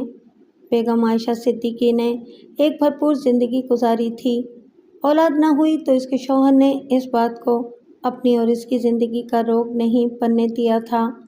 اسے کبھی بھی ان معاملات کی پرواہ نہیں رہی تھی، اس لیے دونوں میاں بیوی اکیلے رہنا پسند کرتے تھے۔ اسلام آباد کی پرفضا پرسکون فضا میں اپنی حفاظت کا ایسا بندوبست کرنے کی کبھی ضرورت بھی محسوس نہیں ہوئی تھی جس میں وہ چاروں جانب گارڈز کے گھیرے میں رہیں۔ امریکہ کی شاہراہوں سے لے کر نیوزی لینڈ کے جزائر تک اس نے سیاحت کی ہوئی تھی۔ اگرچہ اب اس کے شوہر کا ہوٹل بزنس ایک بورڈ آف ڈائریکٹرز چلاتا تھا جو ہر ماہ لاکھوں کا منافع اس کے اکاؤنٹ میں بھیجتا تھا، لیکن ایک عرصے تک وہ اپنے شوہر کے ساتھ خود بھی ان بورڈ ممبرز میں سے ایک رہی تھی۔ ریٹائر ہونے کے بعد اس نے ایک اپنی آمدن کا بڑا حصہ یتیم خانوں اور بیواؤں کو بھیجنا شروع کر دیا تھا۔ بزنس کے دوران اس نے اپنے کئی مخالفین کو زیر کیا تھا، اور اس کا شوہر شاہد صدیقی اکثر اس کی معاملہ فہمی کی تعریف کیا کرتا تھا۔ اس فطرت کے ساتھ جب وہ مریم اور سریاب کے زیر اثر آئی تو اپنے گھر کے کمرے تک ہی محدود ہو کر رہ گئی۔ ان درندوں کو آخر کس نے اس کی راہ پر لگا دیا تھا؟ اس نے پریشان ہوتے ہوئے سوچا، لیکن میں ان کے خلاف ایسا کیا کروں کہ سانپ بھی مر جائے اور لاٹھی بھی نہ ٹوٹے؟ ارادے تو اس کے مضبوط تھے، لیکن جسمانی لحاظ سے وہ ایسی نہیں رہی تھی کہ خود سے ان درندوں کے خلاف کچھ کر سکتی۔ وہ اپنی سوچوں میں کھوئی تھی کہ مرکزی دروازے میں چابی لگنے کی آواز سے چونک اٹھی۔ انہوں نے ڈپلیکیٹ بھی بنوا لی؟ خوف کی ایک لہر اس کے بدن میں دوڑ گئی۔ باربینا کو سامان کا تھیلا اٹھائے اندر داخل ہوتے دیکھ کر اس نے سکون کی سانس لی، لیکن پھر چونک کر رہ گئی۔ باربینا کی آنکھوں میں آنسو ہیں۔ اس نے پریشان ہو کر سوچا، پھر تو دانیال سے کسی بات پر جھگڑا نہیں ہو گیا؟ بیگم صدیقی نے اندازہ لگانے کے بجائے براہ راست ہی پوچھنا مناسب سمجھا۔ نہ، نہیں، ایسا کچھ نہیں، باربینا تیزی سے بولی۔ اچھا، ٹھیک ہے۔ بیگم صدیقی اتنی جلدی انکار پر کچھ سوچنے کے بعد اسے دلاسا دیتے ہوئے بولی، لیکن جو بھی بات ہے وہ بتاؤ مجھے۔ باربینا کچھ بتانے کے بجائے بیگم صدیقی سے نظریں چراتے ہوئے تھیلے سے سامان نکال کر کچن میں رکھنے لگی۔ 2 انڈے ٹوٹ گئے تھے اور یہ دیکھ کر اس کی آنکھوں سے آنسو بہنے لگے تھے۔ میرے خیال میں انڈے ٹوٹنے پر تمہیں اتنا دکھ تو نہیں ہونا چاہیے، بیگم صدیقی نے کہا۔ کچھ بھی نہیں ہوا، باربینا نے ایک بار پھر نظریں چراتے ہوئے کچن کی کھڑکی سے انیکسی کی جانب پریشانی سے دیکھتے ہوئے کہا۔ بیگم صدیقی پر اچانک ہی انکشاف ہوا۔ کہ باربینا کے آنسو کسی گھریلو جھگڑے کا نتیجہ نہیں ہیں، اس کی بے چینی کی وجہ بھی درندے ہی ہیں۔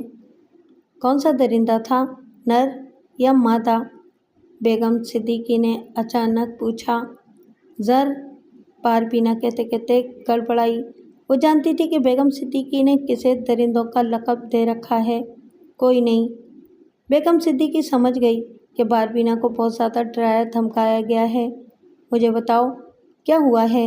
میرے ہوتے ہوئے تمہارا بال بھی بیکا نہیں کر سکتا کوئی۔ یہی تو فکر ہے بیگم صاحبہ، باربینا بالآخر پھٹ پڑی۔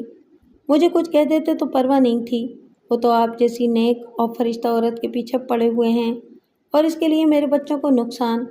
وہ کہتے کہتے پھر رو پڑی تھی۔ بیگم صدیقی نے اس کے قریب آ کر تھپکیاں اور تسلی دی۔ 5 فٹ کی ایک بڑھیا لمبی چوڑی باربینا کو تسلی دیتی عجیب تو لگ رہی تھی، لیکن اس کی شخصیت میں کچھ ایسی بات تھی کہ باربینا نے ایک سکون سا اپنے سینے میں پھیلتا ہوا محسوس کیا۔ اس نے الف سے لے کر یہ تک ساری کہانی بیگم صدیقی کو سنا دی کہ کس طرح سے زریاب نے اس کا راستہ روک کر دھمکیاں دی ہیں۔ اس نے چند دن پہلے اپنا تعاقب ہونے والا واقعہ بھی اس کے گوش گزار کر دیا۔ بیگم صدیقی اس دوران اسے ٹیشو پیپر تھماتی رہی تاکہ وہ اچھی طرح رو دھو کر اپنے دل کی بھڑاس نکال سکے۔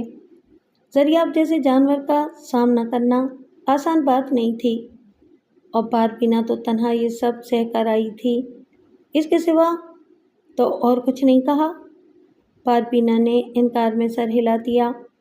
آپ ان لوگوں کو نکال کیوں نہیں دیتی یہاں سے؟ کاش یہ اتنا آسان ہوتا، بیگم صدیقی نے ایک ٹھنڈی سانس بھرتے ہوئے کہا۔ پاکستان میں قانونی طور پر کچھ کرنا آسان نہیں ہوتا، اور اس کام کے لیے میں کنڈے نہیں بلانا چاہتی۔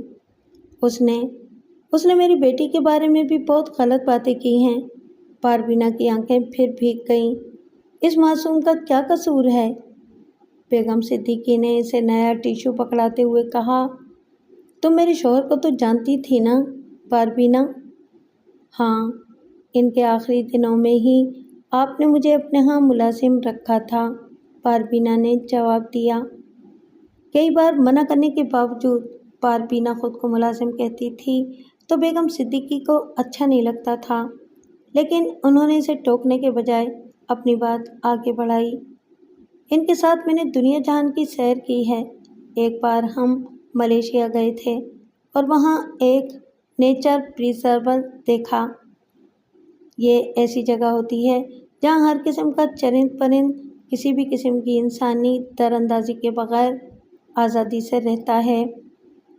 وہاں ہمیں ٹورسٹ گائیڈ نے ایک تتلی دکھائی تھی۔ اس کا نام اٹلس موتھ ہوتا ہے اور اس کے پر 8 انچ تک پھیلے ہوتے ہیں۔ اتنی بڑی تتلی؟ باربینا نے آنکھیں پٹ پٹائیں۔ اسے سمجھ میں نہیں آیا تھا کہ بیگم صدیقی یہ کہانی کیوں سنا رہی ہیں۔ ہاں، اتنی ہی بڑی، لیکن پھر وہ ہوتی تو ایک تتلی ہی ہے نا۔ پرندوں اور سانپوں سے اسے بچنے کے لیے کچھ نہ کچھ تو کرنا ہی ہوتا ہے، تو قدرت نے اسے ایک صلاحیت دی ہے۔ اس کے پروں پر ایسے نشان ہوتے ہیں کہ وہ مخصوص انداز میں جب اپنے پنکھ پھیلاتی ہے تو ایسا لگتا ہے کہ وہ کوبرا 2 کوبرا سانپ بیٹھے ہوئے ہیں۔ شکاری درندے اسی خوف میں رہ جاتے ہیں کہ وہ تتلی کا شکار کریں یا پھر سانپوں سے خود کو ڈسوا لیں جو پھن پھیلائے بیٹھے ہیں۔ سچ میں؟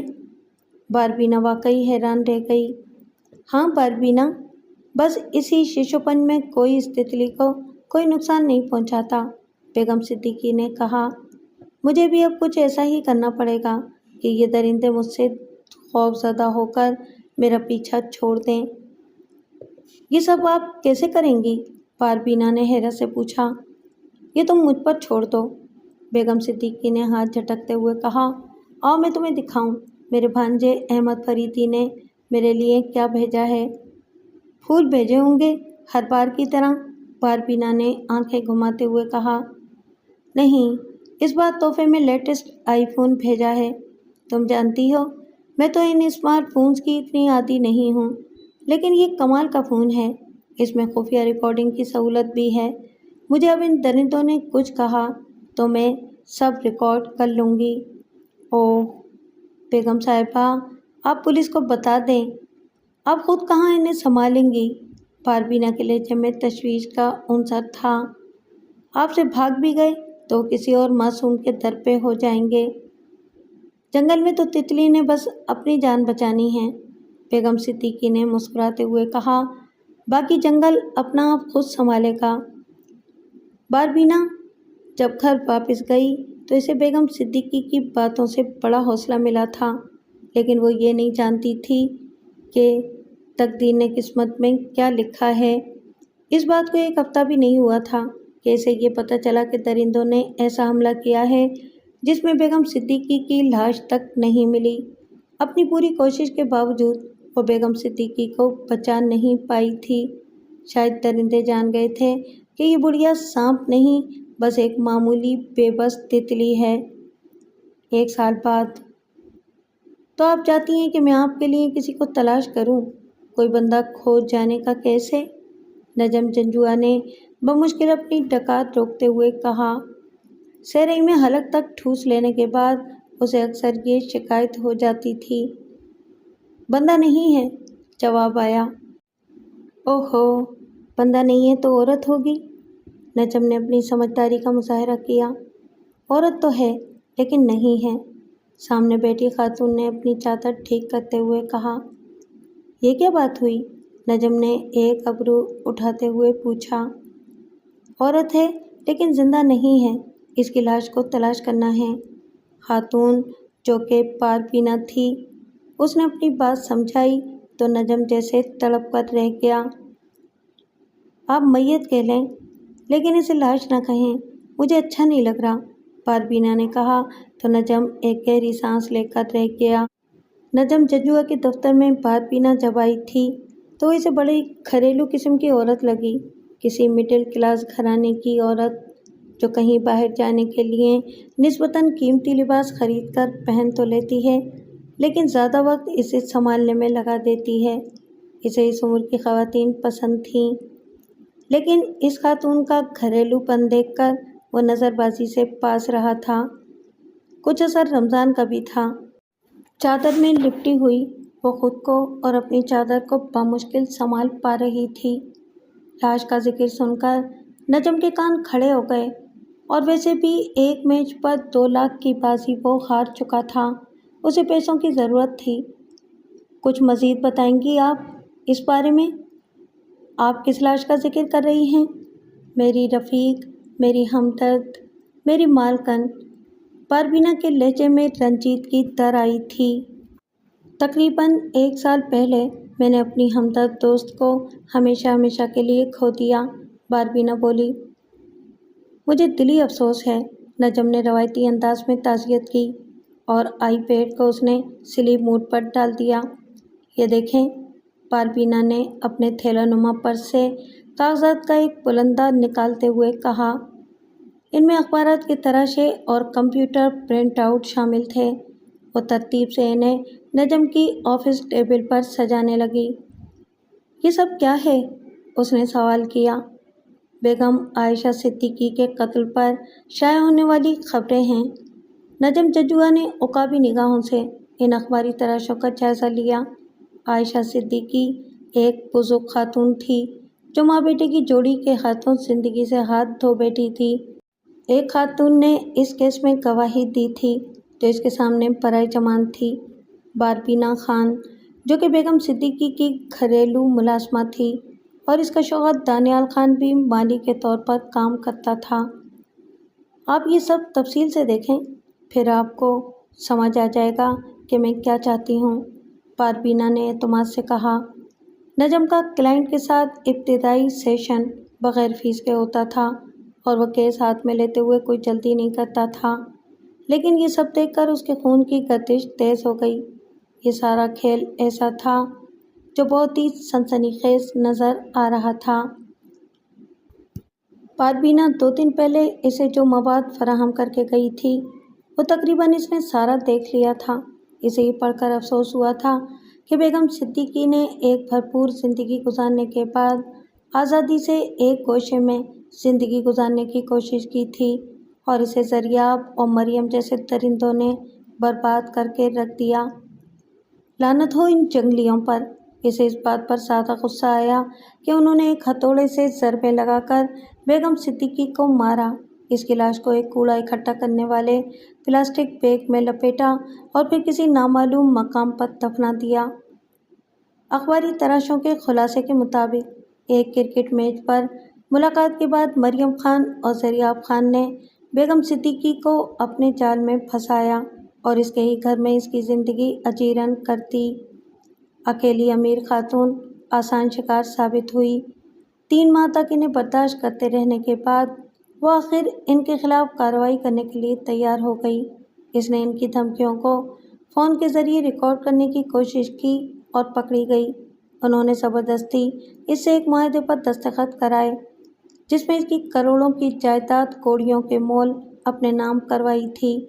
آخر میں انہوں نے ایک الیکٹرک ٹیزر کی مدد سے بیگم صدیقی کو بے بس کیا اور ہتھوڑے کے وار کر کے ختم کر دیا۔ پاربینہ جب اگلے دن کام پر آئی تو اپنی مالکن کو لاپتہ پایا۔ اسے حالات سے واقفیت تھی، اس لیے اس نے فوراً پولیس کو کال کی اور زریاب اور مریم کے بارے میں سب بتا دیا۔ ان دونوں کے خلاف جب پولیس نے تفتیش کا آغاز کیا تو پتہ چلا کہ وہ کراچی اور اس سے پہلے لاہور میں بھی اس قسم کی وارداتیں کر چکے تھے، لیکن کوئی انہیں خان فیملی کے نام سے شناخت نہیں کر پایا تھا۔ پولیس نے سرچ وارنٹ لے کر جب انیکسی کی تلاشی لی تو وہاں سے بہت سے ایسے شواہد ملے جن سے انکار کرنا ناممکن تھا۔ ایک الیکٹرک ٹیزر ملا جس میں بیگم صدیقی کی کھال پھنسی ہوئی تھی، ایک ہتھوڑے پر اس کے بال اور خون تھے، جبکہ دستے پر زریاب کے فنگر پرنٹس، ایک ٹیپ پر مریم اور بیگم صدیقی دونوں کے ڈی این اے ملے۔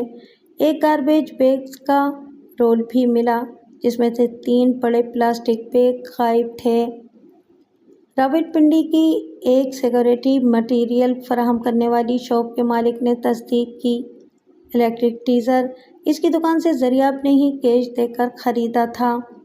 آئی ٹی فرانزک والوں نے اس بات کی تصدیق کی کہ بیگم صدیقی کے بینک اکاؤنٹ کے ساتھ چھیڑ چھاڑ کی گئی ہے اور اس کے لیے زریاب نے اپنا لیپ ٹاپ استعمال کیا تھا۔ پولیس والوں کو بیگم صدیقی کے گھر سے 40 کروڑ کی جیولری کی انشورنس کے کاغذات ملے تھے۔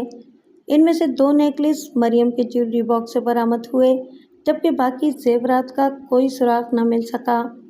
الیکٹرانک میڈیا کے ساتھ ساتھ سوشل میڈیا پر بھی اس کیس کا بہت چرچا کیا گیا۔ عدالتی کارروائی بہت تیزی سے مکمل ہوئی تھی۔ عدالت میں جب وکیل صفائی نے الزام کی صحت سے انکار کرتے ہوئے یہ کہا کہ ڈکیتیوں کی کارروائی ہو سکتی ہے یا بیگم صدیقی خفتی تھیں اور بس پکڑ کر کہیں نکل گئی ہوں گی تو جج کو بہت غصہ آیا۔ جج نے واقعاتی شہادتوں کو اہمیت دی، لیکن لاش نہ مل سکنے اور زریاب کے جسمانی ریمانڈ کے باوجود جائز تدفین کے حوالے سے کوئی بھی معلومات فراہم کرنے سے انکاری ہونے کی بنا پر سزائے موت دینے سے گریز کیا۔ ماں بیٹے دونوں کو جب عمر قید کی سزا ہوئی تو دونوں گلے لگ کر خوب روئے تھے۔ اس موقع پر کسی نے ان کی ویڈیو بنا کر سوشل میڈیا پر اپلوڈ کر دی تھی جو وائرل ہو گئی تھی۔ مجھے امید تھی کہ پولیس بیگم صدیقی کی لاش ڈھونڈ لے گی، لیکن ایسا نہیں ہو سکا، پاربینہ نے کہا۔ وہ اس وقت نجم ججوہ کے آفس میں ایک بار پھر سے موجود تھی اور اخباری تراشوں کا حوالہ دے رہی تھی۔ ٹول پلازہ والوں کے مطابق زریاب کی کار اسلام آباد کے مسافات میں بیگم صدیقی کے قتل سے چند دن پہلے دیکھی گئی تھی۔ پولیس کو شبہ تھا کہ لاش کو ٹھکانے لگانے کے لیے ایسی ہی کسی جگہ کا انتخاب کیا گیا تھا۔ زریاب کے مطابق وہ وہاں پر پلاٹ دیکھنے گیا تھا، لیکن کسی نے اس بات کا اعتبار نہیں کیا کیونکہ وہ ایک نیم دلدلی علاقہ تھا۔ وہ اپنی ذات میں زیادہ مذہبی نہیں تھیں، لیکن وہ جس طرح سے غریبوں کی امداد کا کام کرتی تھیں وہ قابل رشک تھا۔ رمضان شروع ہوتے ہی مجھے رہ رہ کر ان کا خیال آنے لگا کہ وہ کیسے غریبوں کی مدد کرتی تھیں۔ اب ان کا بھی حق بنتا ہے کہ ان کی ایک قبر ہو جہاں لوگ فاتحہ خوانی کے لیے جا سکیں۔ پاربینہ نے تیزی سے اپنی بات مکمل کی۔ नजम ने इस बात में सर हिलाकर इसकी बात की तायीद की और फिर बोला, मसला ये है कि ये बड़ी सी आम सी मौत थी। आम? पारबीना की पेशानी पर पल पड़ गए। मेरी बात समझे। नजम ने इसके बदलते हुए तासुरात को देखकर फौरन वजाहत पेश की। आम का मतलब ये है कि सब कुछ 2 जमा 2 4 की तरह हुआ है। कत्ल हुआ, सबूत मिले, वे कातिल पकड़े गए और इन्हें सज़ा भी मिल गई। ऐसे केसेस में फिर लोग दीगर शवाहिद को नज़रअंदाज करके ज़ाया कर देते हैं। इस तरह के मामले में कुछ तलाश करना महंगा सौदा बन जाता है। मेरे पास 3 लाख रुपए हैं, इससे ज़्यादा मैं एक पाई भी नहीं अदा कर सकती, बारबीना ने कतई लहजे में कहा।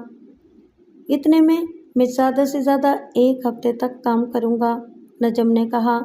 अगर मामला सुलझ गया तो बहुत अच्छी बात है, अगर ना हो सका तो मैं अखराजात की कीमत में कोई रकम नहीं लूँगा और इसी फीस पर ही इत्तेफाक कर लूँगा। नजम को पैसे की ज़रूरत थी, लेकिन वो बारबीना के जज्बे से मुतासिर हुआ था। आमतौर पर अखराजात की कीमत में ली जाने वाली रकम ही उसका असल मुनाफा बनती थी, लेकिन इस केस में वो अब सब कुछ खुद भी जानना चाहता था। और फीस की बात तो बाद में कर लेंगे, पहले मैं ये पूछना चाहूँगी कि आपने सब कुछ अच्छी तरह सोच लिया है? क्या मतलब?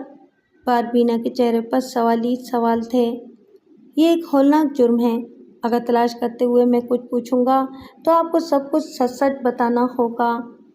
वो सारी अज़ियत एक बार फिर बर्दाश्त करना होगी जो इस वक्त सही थी। और भी कुछ तकलीफ मराहिल आ सकते हैं। मसलन ये कि अगर लाश को ठिकाने लगाने से पहले इसकी बेहुरमती की गई हो तो? नजम ने काट पीट के बजाय बेहुरमती का लफ्ज़ इस्तेमाल किया, लेकिन बारबीना के चेहरे से ही वो जान गया कि वो इसकी बात अच्छी तरह समझ गई है। मैं बस इतना चाहती हूँ कि कोई ऐसा मकाम, ऐसी निशानी ज़रूर होनी चाहिए जहाँ पर इनके लिए लोग दुआ कर सकें, बारबीना ने आहिस्तगी से कहा।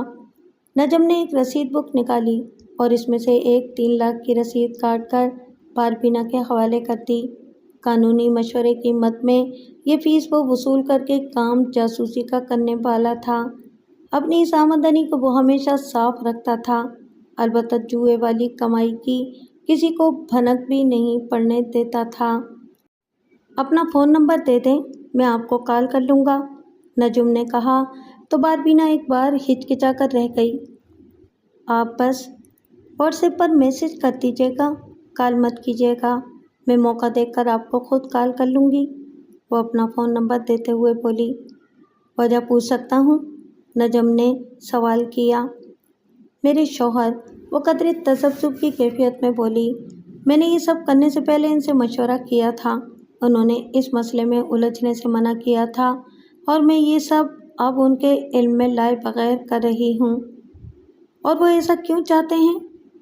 आप ये न्यूज़ एक बार अच्छी तरह देख लें, वो अखबारी तराशों की जानिब इशारा करते हुए बोली। इनमें बाज़ रिपोर्टर्स ने पुलिस के शक को भी रिपोर्ट किया है कि ज़रियाब और मरियम के साथ साथ कोई तीसरा शख्स भी इस सारे मामले में शामिल था। मेरे शौहर का कहना है कि अगर हमने लाश की तलाश शुरू की तो हम ख़तरे में पड़ सकते हैं। नजम ने सर हिलाया और कुछ मज़ीद मालूमात वगैरह ले देकर उसे रुखसत किया। कोई तीसरा भी इसमें शामिल है? इंटरेस्टिंग, नजम ने सोचा। असफर बाजवा अपने थाने का इंचार्ज था। सुबह का वक्त था और दफ्तरी औकात तब्दील होने के बावजूद वो फजर के बाद से मुसलसल मसरूफ़ था। वो अभी अभी एक मीटिंग अटेंड करने के बाद आया और अपनी कुर्सी पर गिर ही गया। बैठने के बजाय गिरने का लफ्ज़ ही मुनासिब था, क्योंकि जिस्मानी मशक्क़त तो वो बर्दाश्त कर लेता था, लेकिन ये अपने बड़ों के साथ होने वाली मीटिंग्स उसे थका देती थीं। उसने एक निगाह गलत अपने डेस्क पर फैली फाइलों पर डाली और इसके बाद अपने मुलाकाती की जानिब मुतवज्जा हुआ। कुछ खाओगे? नहीं, मेरा रोज़ा है, नजम चंजुआ ने जवाब दिया। अरे वाह, 900 चूहे खाकर बिल्ली हज को चली, बाजवा ने तंज किया। वो और नजम एक दूसरे को बचपन से जानते थे और इनकी दोस्ती बड़े होने के बाद भी चल रही थी।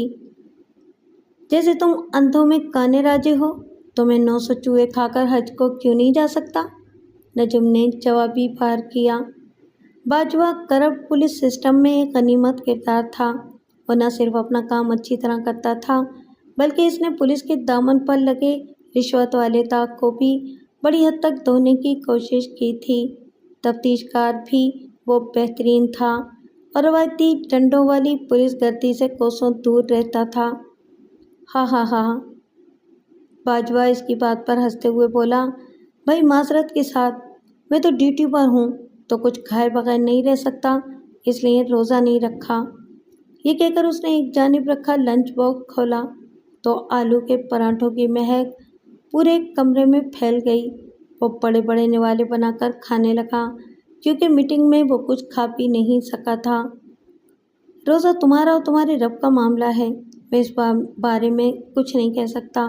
नजम ने कहा, तुम ये बताओ कि मेरा काम हुआ या नहीं। बाजवा ने पराठे का एक बड़ा निवाला हलक में ठूसते हुए एक पतली सी फाइल की जानिब इशारा किया और फिर बोला, मेरा नहीं ख्याल कि इससे तुम्हें कोई बहुत ज़्यादा मदद मिलेगी। केस क्लोज होने के बाद इसमें कोई ऐसा सुराग नहीं रह गया था जिस पर पुलिस ने काम न किया हो। कहीं ना कहीं से काम तो शुरू करना ही है। नजम ने कंधे उचकाए। बड़े ही कोई अजीब माँ बेटा थे। बाजवा ने केस पर तबसरा किया। खैर तुम ये बताओ कि तुम्हारी क्लाइंट को अब लाश का ख्याल क्यों आ गया? बस इसे लगा कि हर मुसलमान को कब्र ज़रूर नसीब होनी चाहिए। चलो तुम कोशिश कर लो।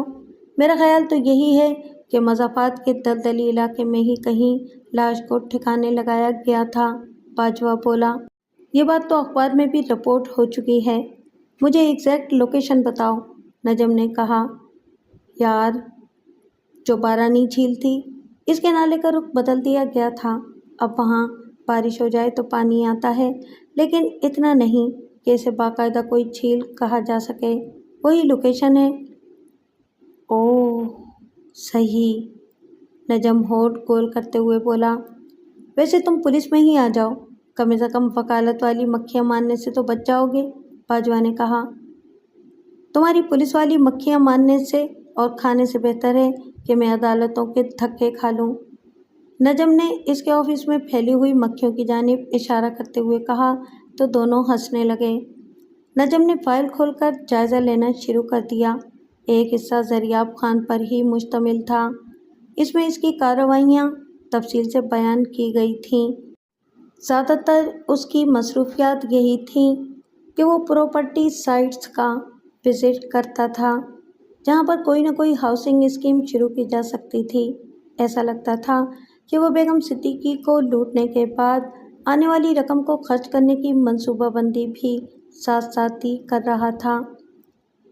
अच्छी तफ्तीश की है और रिपोर्ट भी दिलचस्प है। नजम ने फाइल का सरसरी जायज़ा लेने के बाद कहा, ये ज़रिया मज़ाफ़ाती इलाके में कब गया था? मुझे याद नहीं, शायद कत्ल से कोई 2 दिन पहले का रिकॉर्ड है। 2 दिन पहले? नजम सोच में पड़ गया। हाँ यही है, और यही से हमें शक भी हुआ। किस बात का शक?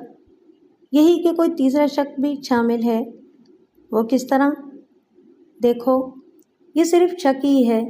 ज़रियाब ने तो एतराफ़ जुर्म नहीं किया था, लेकिन हम अंदाज़ा लगा सकते हैं कि लाश को ठिकाने लगाने वाला फ़र्द कोई और था।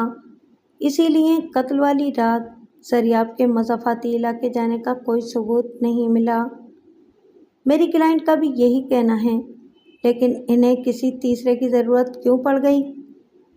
ज़रियाब और मरियम वारदात के वक्त पब्लिक में थे ताकि अपने लिए गवाह इकट्ठे कर सकें। असल में तो वो वाक़याती शहादतों पर फंसे हैं।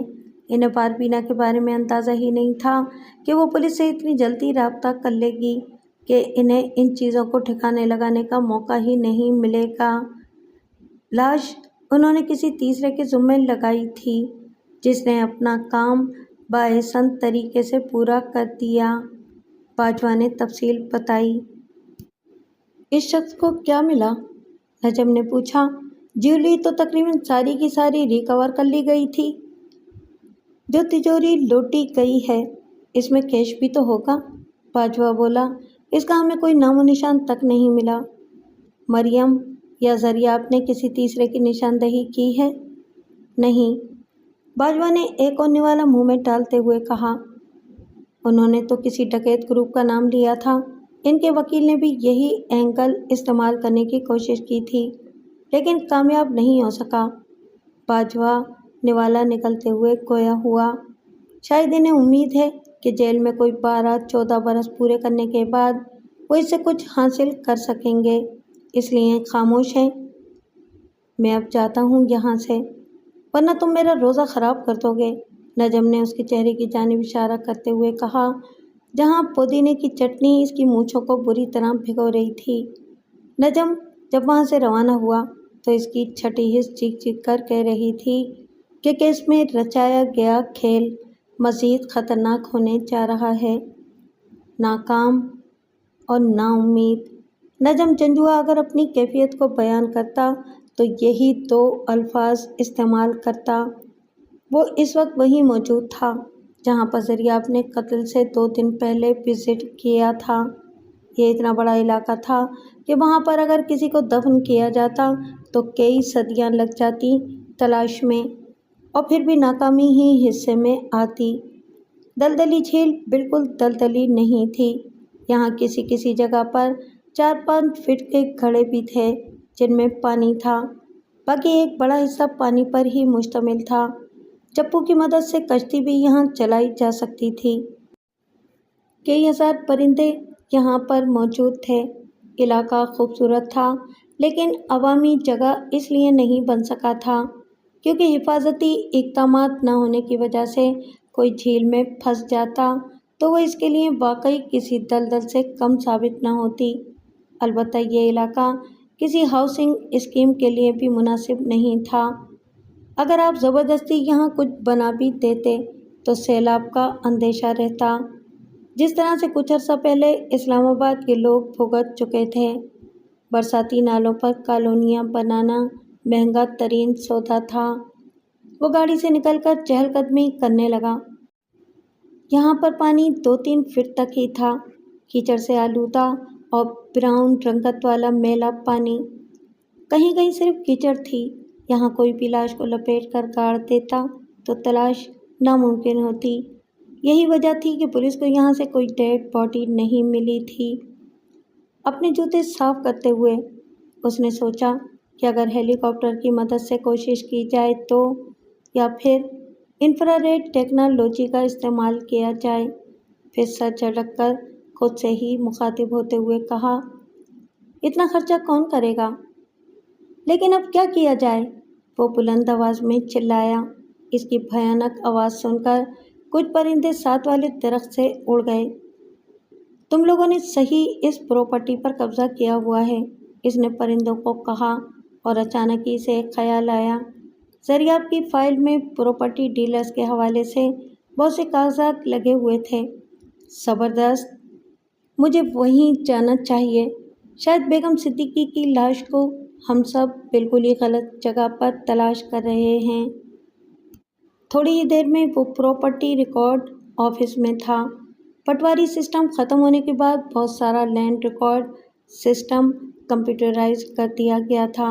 वो कमर्शियल कंस्ट्रक्शन डिपार्टमेंट के परमिट फराहम करने वाले ऑफिस पहुंचा तो वहाँ एक आदम बेजार खातून के सिवा कोई नहीं था। दोनों ने एक दूसरे को देखकर मुंह बनाया और रस्मी अलेख सलेख की। काफ़ी इंतज़ार करना पड़ा, तब जाकर वो आदम बेजार खातून इसके मतलूबा 3 फोल्डर उठाकर लाई। यहाँ साइन करें, इसने कर दिए। क्या मैं इन्हें लेकर जा सकता हूँ? नहीं, लेकिन मुझे। इससे पहले कि वो अपनी बात मुकम्मल करता, खातून इसकी बात काटते हुए बोली, आप इन्हें पढ़ लें, याद कर लें या फ़ोटोकॉपी कर लें, कोई मसला नहीं है, लेकिन आप इन्हें यहाँ से लेकर नहीं जा सकते। मैं कॉपी करवाना चाहूँगा, वो फ़ौरन बोला। फ़ोटोकॉपी मशीन की सहूलत वहाँ दस्तयाब थी, लेकिन इसका ऑपरेटर अभी तक ऑफिस नहीं आया था।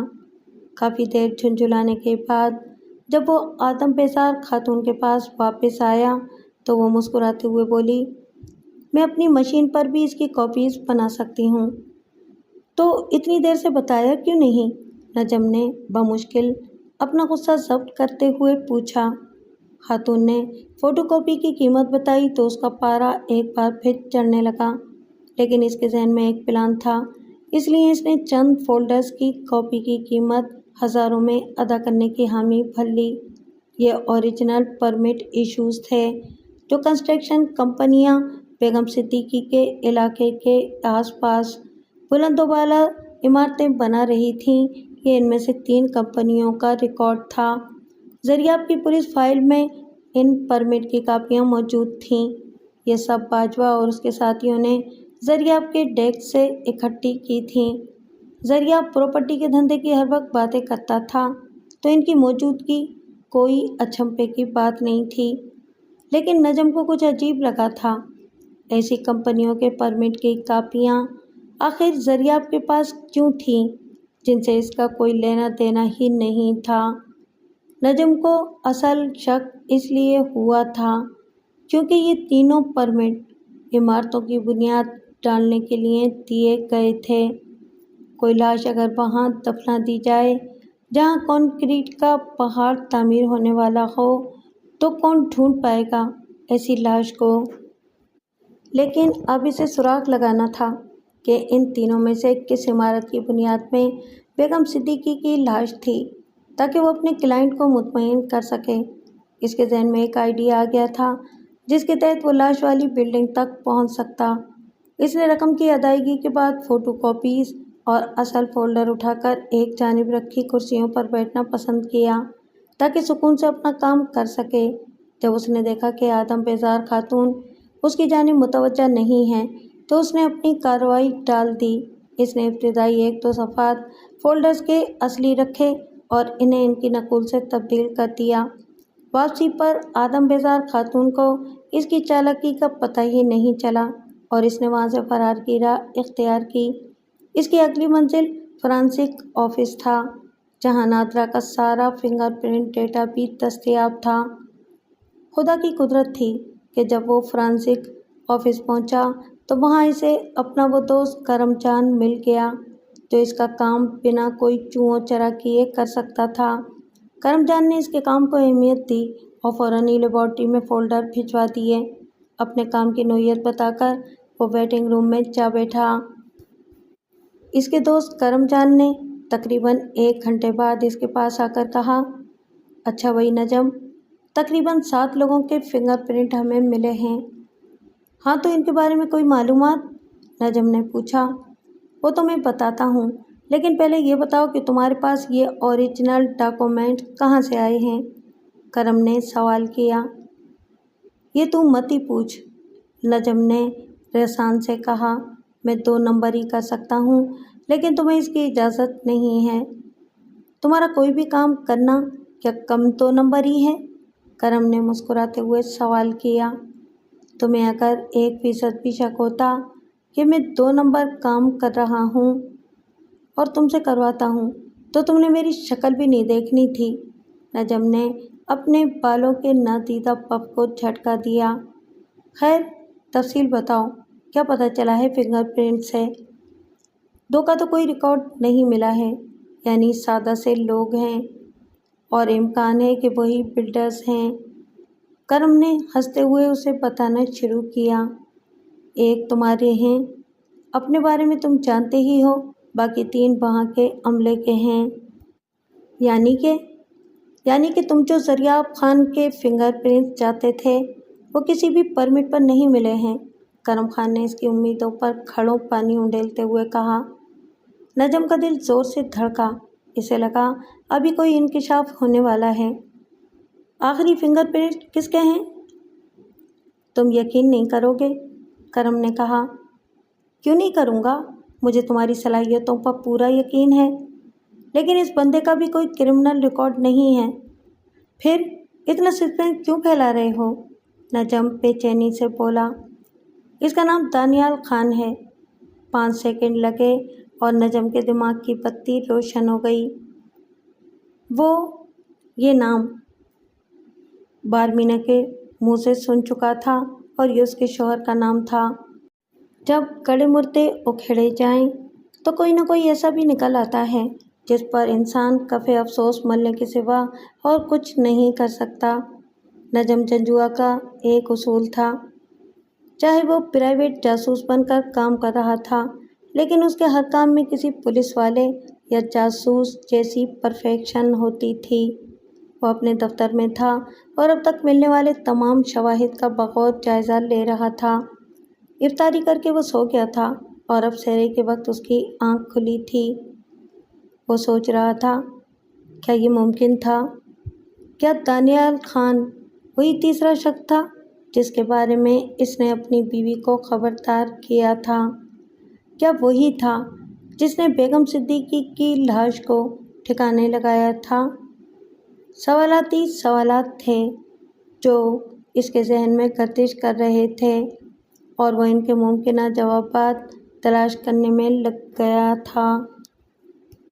ہر سوال کا جواب ایک ہی آ رہا تھا، دانیال خان، دانیال خان۔ دانیال خان ہی اس معاملے میں ملوث ہے۔ وہ بیگم صدیقی کے ہاں جز وقتی ملازم رہا تھا۔ باربینا اس کی بیوی تھی اور وہ اس سے کوئی بھی معلومات چالاکی سے حاصل کر سکتا تھا۔ وہ زریاب اور مریم سے بھی واقف تھا اور ان کے ساتھ بات چیت کرتے رہنے کے ثبوت بھی تھے۔ مفت میں آتا ہوا پیسہ کس کو برا لگتا ہے؟ وہ مزدوری بھی کرتا تھا اور یقیناً کنسٹرکشن ورکرز سے بھی واقف ہوگا۔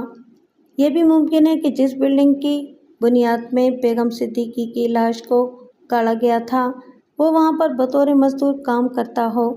نجم کے ذہن میں سوچ آئی، اور کیا وجہ ہو سکتی تھی کہ وہ اپنی بیوی کو لاش ڈھونڈنے کے عمل سے روکنے کا خواہاں تھا؟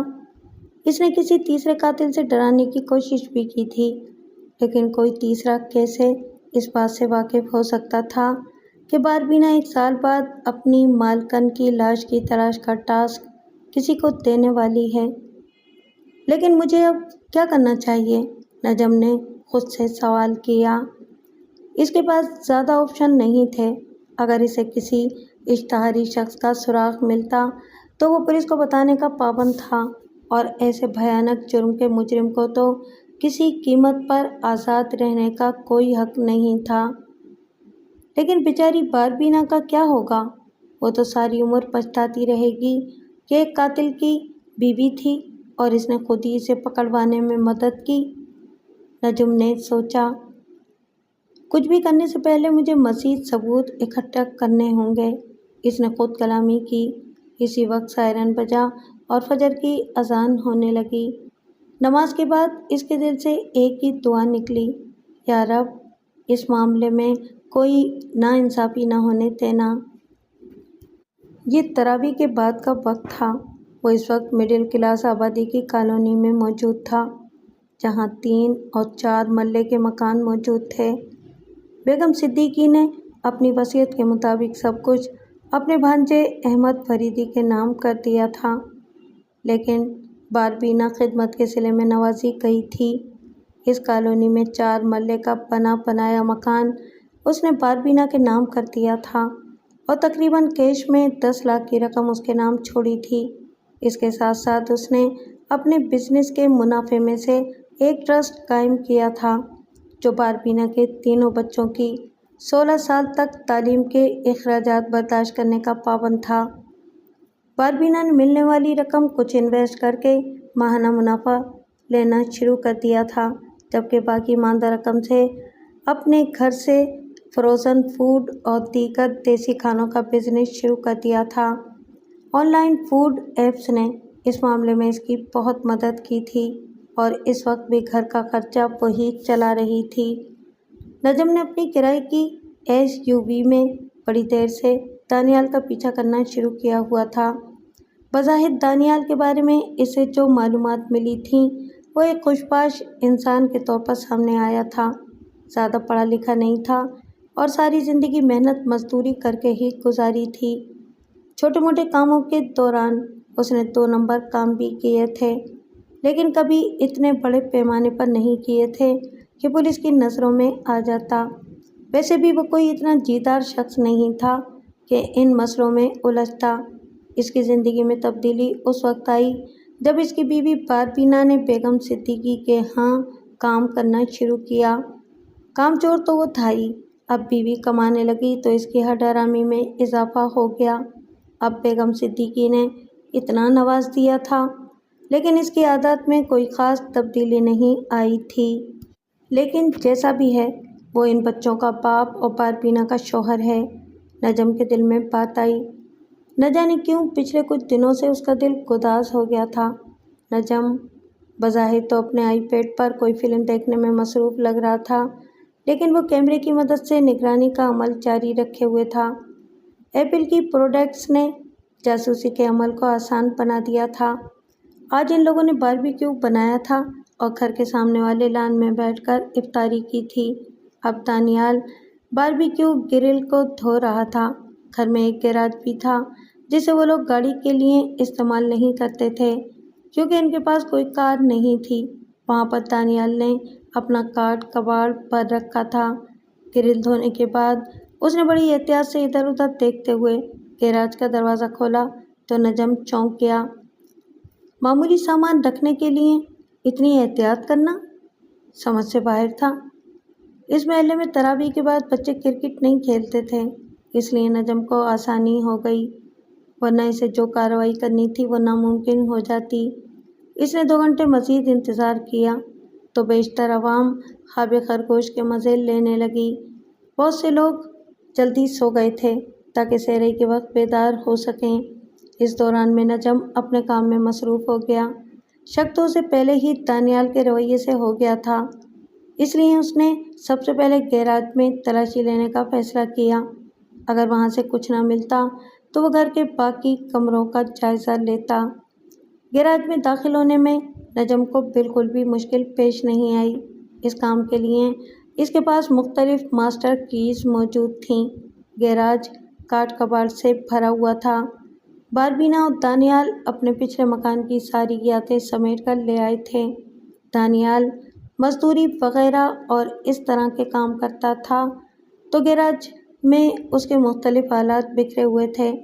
एक जानिब हाथ से धकेलने वाली ट्राली पड़ी थी, शेल्फों में बागवानी के आलात थे। एक जानिब लकड़ी की शीटें वगैरह भी पड़ी थीं। बिजली की इस्तेमाल शुदा तारों का ढेर भी एक जानिब बिखरा हुआ था। ऐसे तो सारी रात गुजर जाएगी, नजम ने खुद से सरगोशी की। वो एक जगह ठहरकर गर्दन घुमाने लगा ताकि देख सके कि कहाँ पर कुछ छुपाया जाए, तो इंसानी नफ्सियात के तहत कोई इस जगह पर दूसरी निगाह डालना भी गवारा नहीं करेगा। पेंसिल टार्च की रोशनी में वो एक एक चीज़ का बगौर जायज़ा ले रहा था, और यहाँ कुछ मिलने का इम्कान है, वो सोचते हुए एक कोने की जानिब बढ़ा। इस कोने में इस्तेमाल शुदा पेंट के डब्बे पड़े थे। इन्हें कोई भी चोरी नहीं कर सकता था। धूल मिट्टी की इतनी तहें वहाँ जमी हुई थीं जैसे बरसों से किसी ने सफाई न की हो। पेंट के डब्बे अध खुले थे और इन पर वाज़े निशान नज़र आ रहे थे। तीसरे और चौथे डब्बे में वो सबूत मिल गया जिसकी तलाश में वो बड़ी देर से ख्वार हो रहा था। रुपए और डॉलर्स की गड्डियों के साथ साथ इसे 2 अदद डायमंड ब्रेसलेट भी मिले, जबकि एक सोने का हार भी था। मिल गया, इसने दिली दिल में नारा लगाया। ये सब यकीनन बेगम सिद्दीकी को ठिकाने लगाने का मुआवजा था जो इसकी ही तिजोरी से उड़ाया गया था।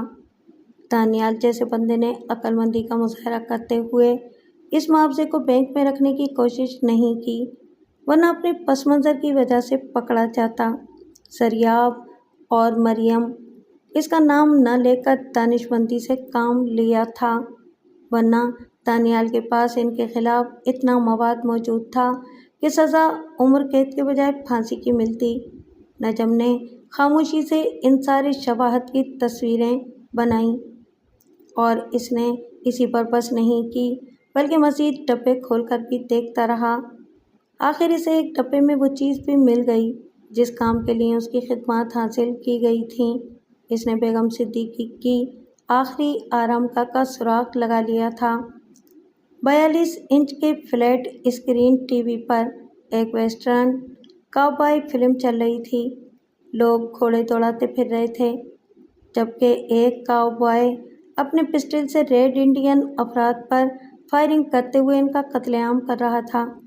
मैं आ जाऊं अंदर? दरवाजे पर एक हल्की सी दस्तक हुई और निस्वानी आवाज़ ने सवाल किया। आ जाएं। नजम चंजुआ ने टीवी को रिमोट कंट्रोल से बंद करते हुए कहा। बारबीना इसके दफ्तर में दाखिल हुई। नजम ने कहा, बैठें। आपने मैसेज किया था, क्या आपको कुछ मिला है? बारबीना ने कहा। नजम ने अस्बात में सर हिलाया।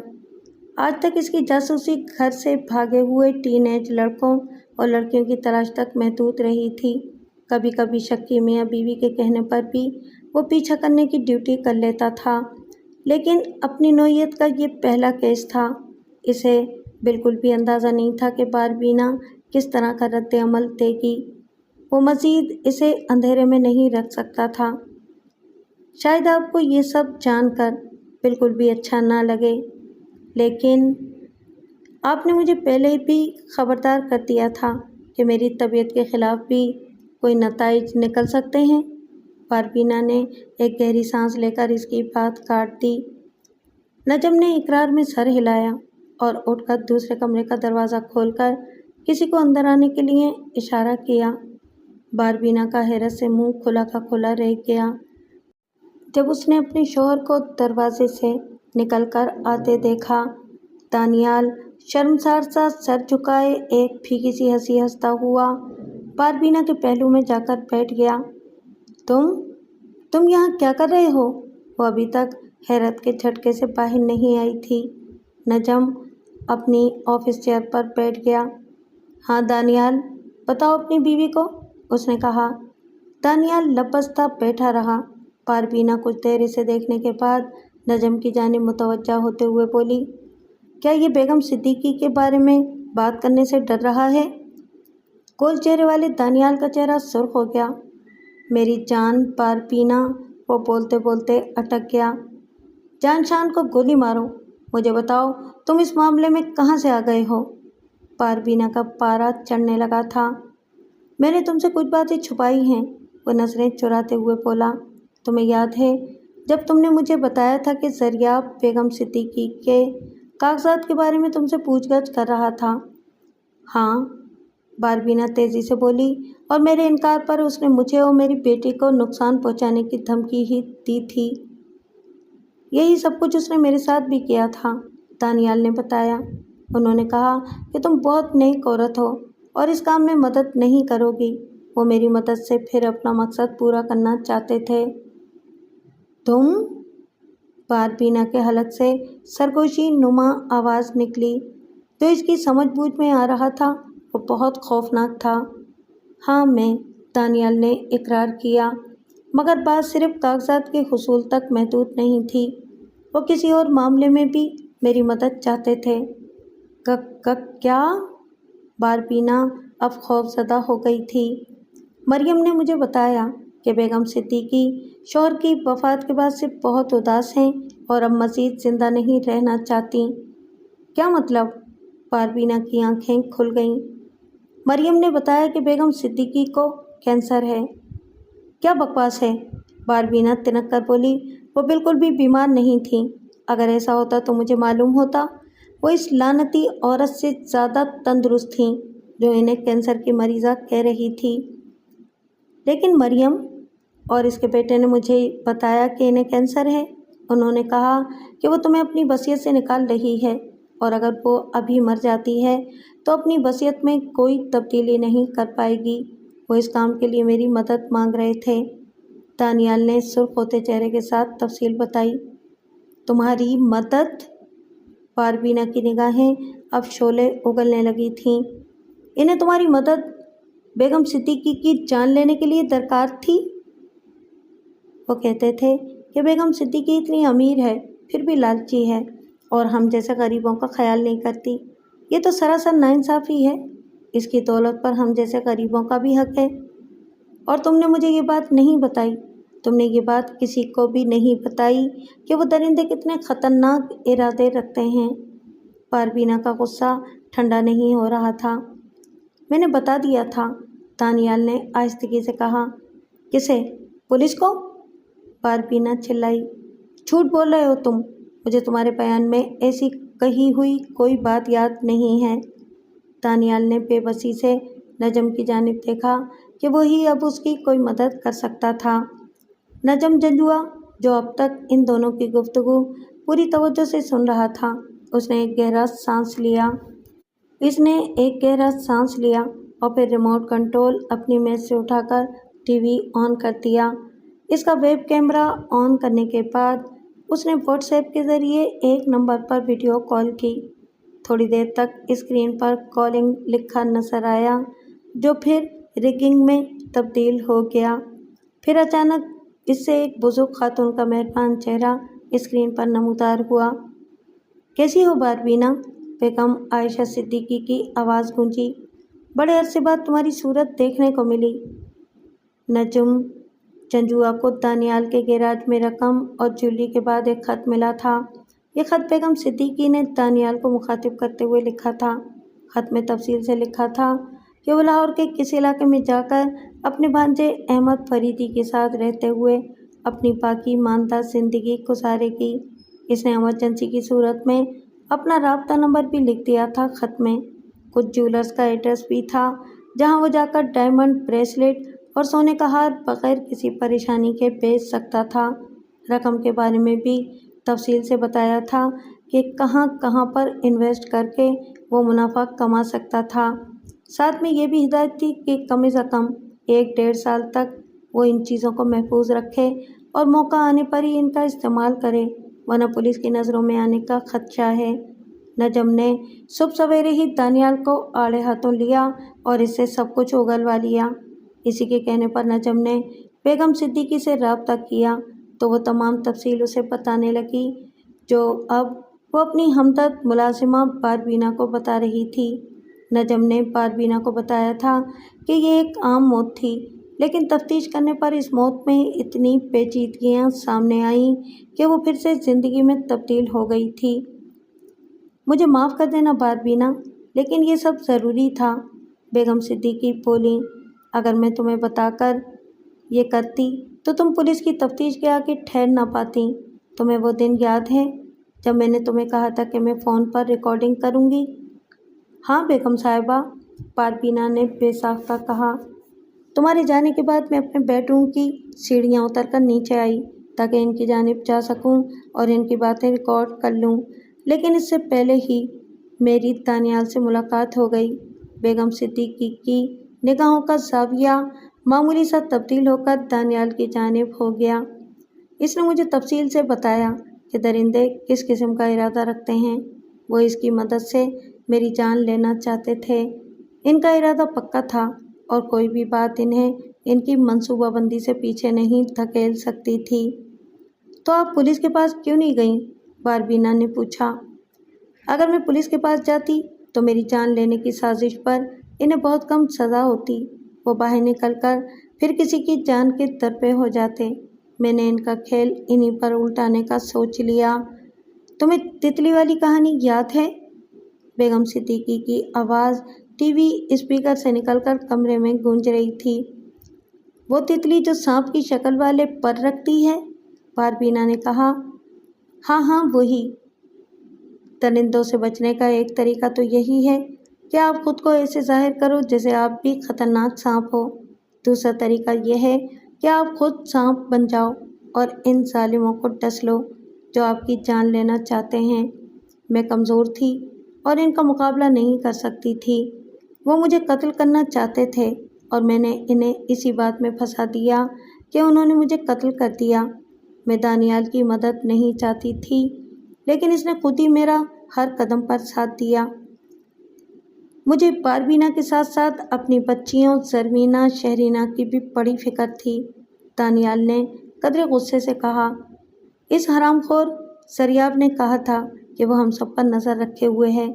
बस तब से मेरे दिमाग में था कि इसे सबक सिखाना है। सरियाब और इसकी माँ ने हर मौके पर मेरी हलाकत का सामान इकट्ठा करने में मदद की, जो खुद इनके ही गले पड़ गया। इलेक्ट्रिक टीज़र, टेप और गार्बेज बैग सभी का बंदोबस्त उन्होंने खुद ही किया था। बेगम सिद्दीकी ने कहा लगाया, अब सोचो, मेरे शौहर ने जो करोड़ों मेरे लिए छोड़े थे, मैं इन्हें बगैर किसी परेशानी के उड़ा सकती हूँ, लेकिन सोचती हूँ कि कहाँ खर्च करूँ। हमने एक जाली मुआहदा तैयार किया जिसमें सरियाब को बेगम सिद्दीकी ने अपनी जायदाद फरोख्त की हो। फिर ये अपनी बहुत सारी ज्वेलरी और बहुत सारा कैश लेकर चली गईं। दानियाल बोला तो इसकी आवाज़ में तशक्कुर नुमायां था। उन्होंने कमाल मेहरबानी से मुझे भी बहुत कुछ दे दिया। बस ये मेरा भांजा अहमद फरीदी बड़ा खुददार है। बेगम सिद्दीकी ने स्क्रीन से नज़रें हटाते हुए अपने कमरे में एक जानिब देखते हुए कहा, ये थोड़ा डरा हुआ भी था कि हम इस तरह से धोखा देकर खुद एक जुर्म कर रहे हैं। फिर मेरी जज्बाती ब्लैकमेलिंग काम आई कि ये अपनी खाला को ज़िंदा देखना चाहता है या इसका मरा मुंह। तब जाकर ये कहीं राज़ी हुआ। वैसे भी मुजरिमों के मुकाबले में अपनी खाला को सपोर्ट करने में ही फ़ायदा था। इसी वक्त स्क्रीन पर एक 50-51 के पेटे में एक वज़ीदार शख्स नमूदार हुआ जिसका एक बाजू नहीं था। उसने अपना अकलौता हाथ हिलाकर सबको सलाम किया और फिर स्क्रीन से गायब हो गया। मेरी वसीयत में मेरा वारिस अहमद फरीदी ही था। 6 माह बाद ही पुलिस ने सारा सामान यहाँ भिजवा दिया। मैं सचमुच भी मर जाती तो मैंने अपना सब कुछ इसके नाम ही कर देना था। बेगम सिद्दीकी के लहजे में नमी सी थी। जब सरियाब और इसकी माँ बाहर थे तो बेगम साहिबा ने तुम्हें शॉपिंग के लिए भेज दिया और कहा कि अब कल ही आना। दानियाल ने तफसीर बताना शुरू की। हम दोनों फिर इनेक्सी की तरफ गए और मैंने ग्लव्स पहन लिए। सरियाब के हथौड़े पर बेगम साहिबा ने अपना खून लगाया और कुछ बाल तोड़कर लगाए। फिर हमने इनके मुंह पर थोड़ी देर के लिए टेप चिपकाई।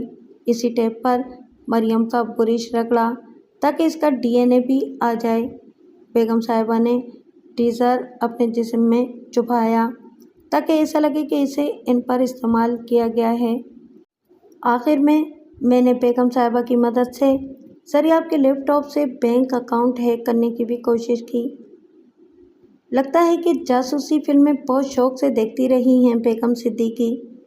नजम जजुआ से रहा न किया तो वो बोल पड़ा, इतनी बारीक बीनी से अपने कत्ल का ड्रामा रचाने वाली खातून कोई आम औरत नहीं हो सकती।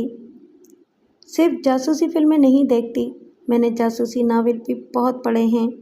बेगम सिद्दीकी ने इसकी सताइश का मुस्कुराते हुए जवाब दिया, मुझे तुमसे बहुत मोहब्बत है।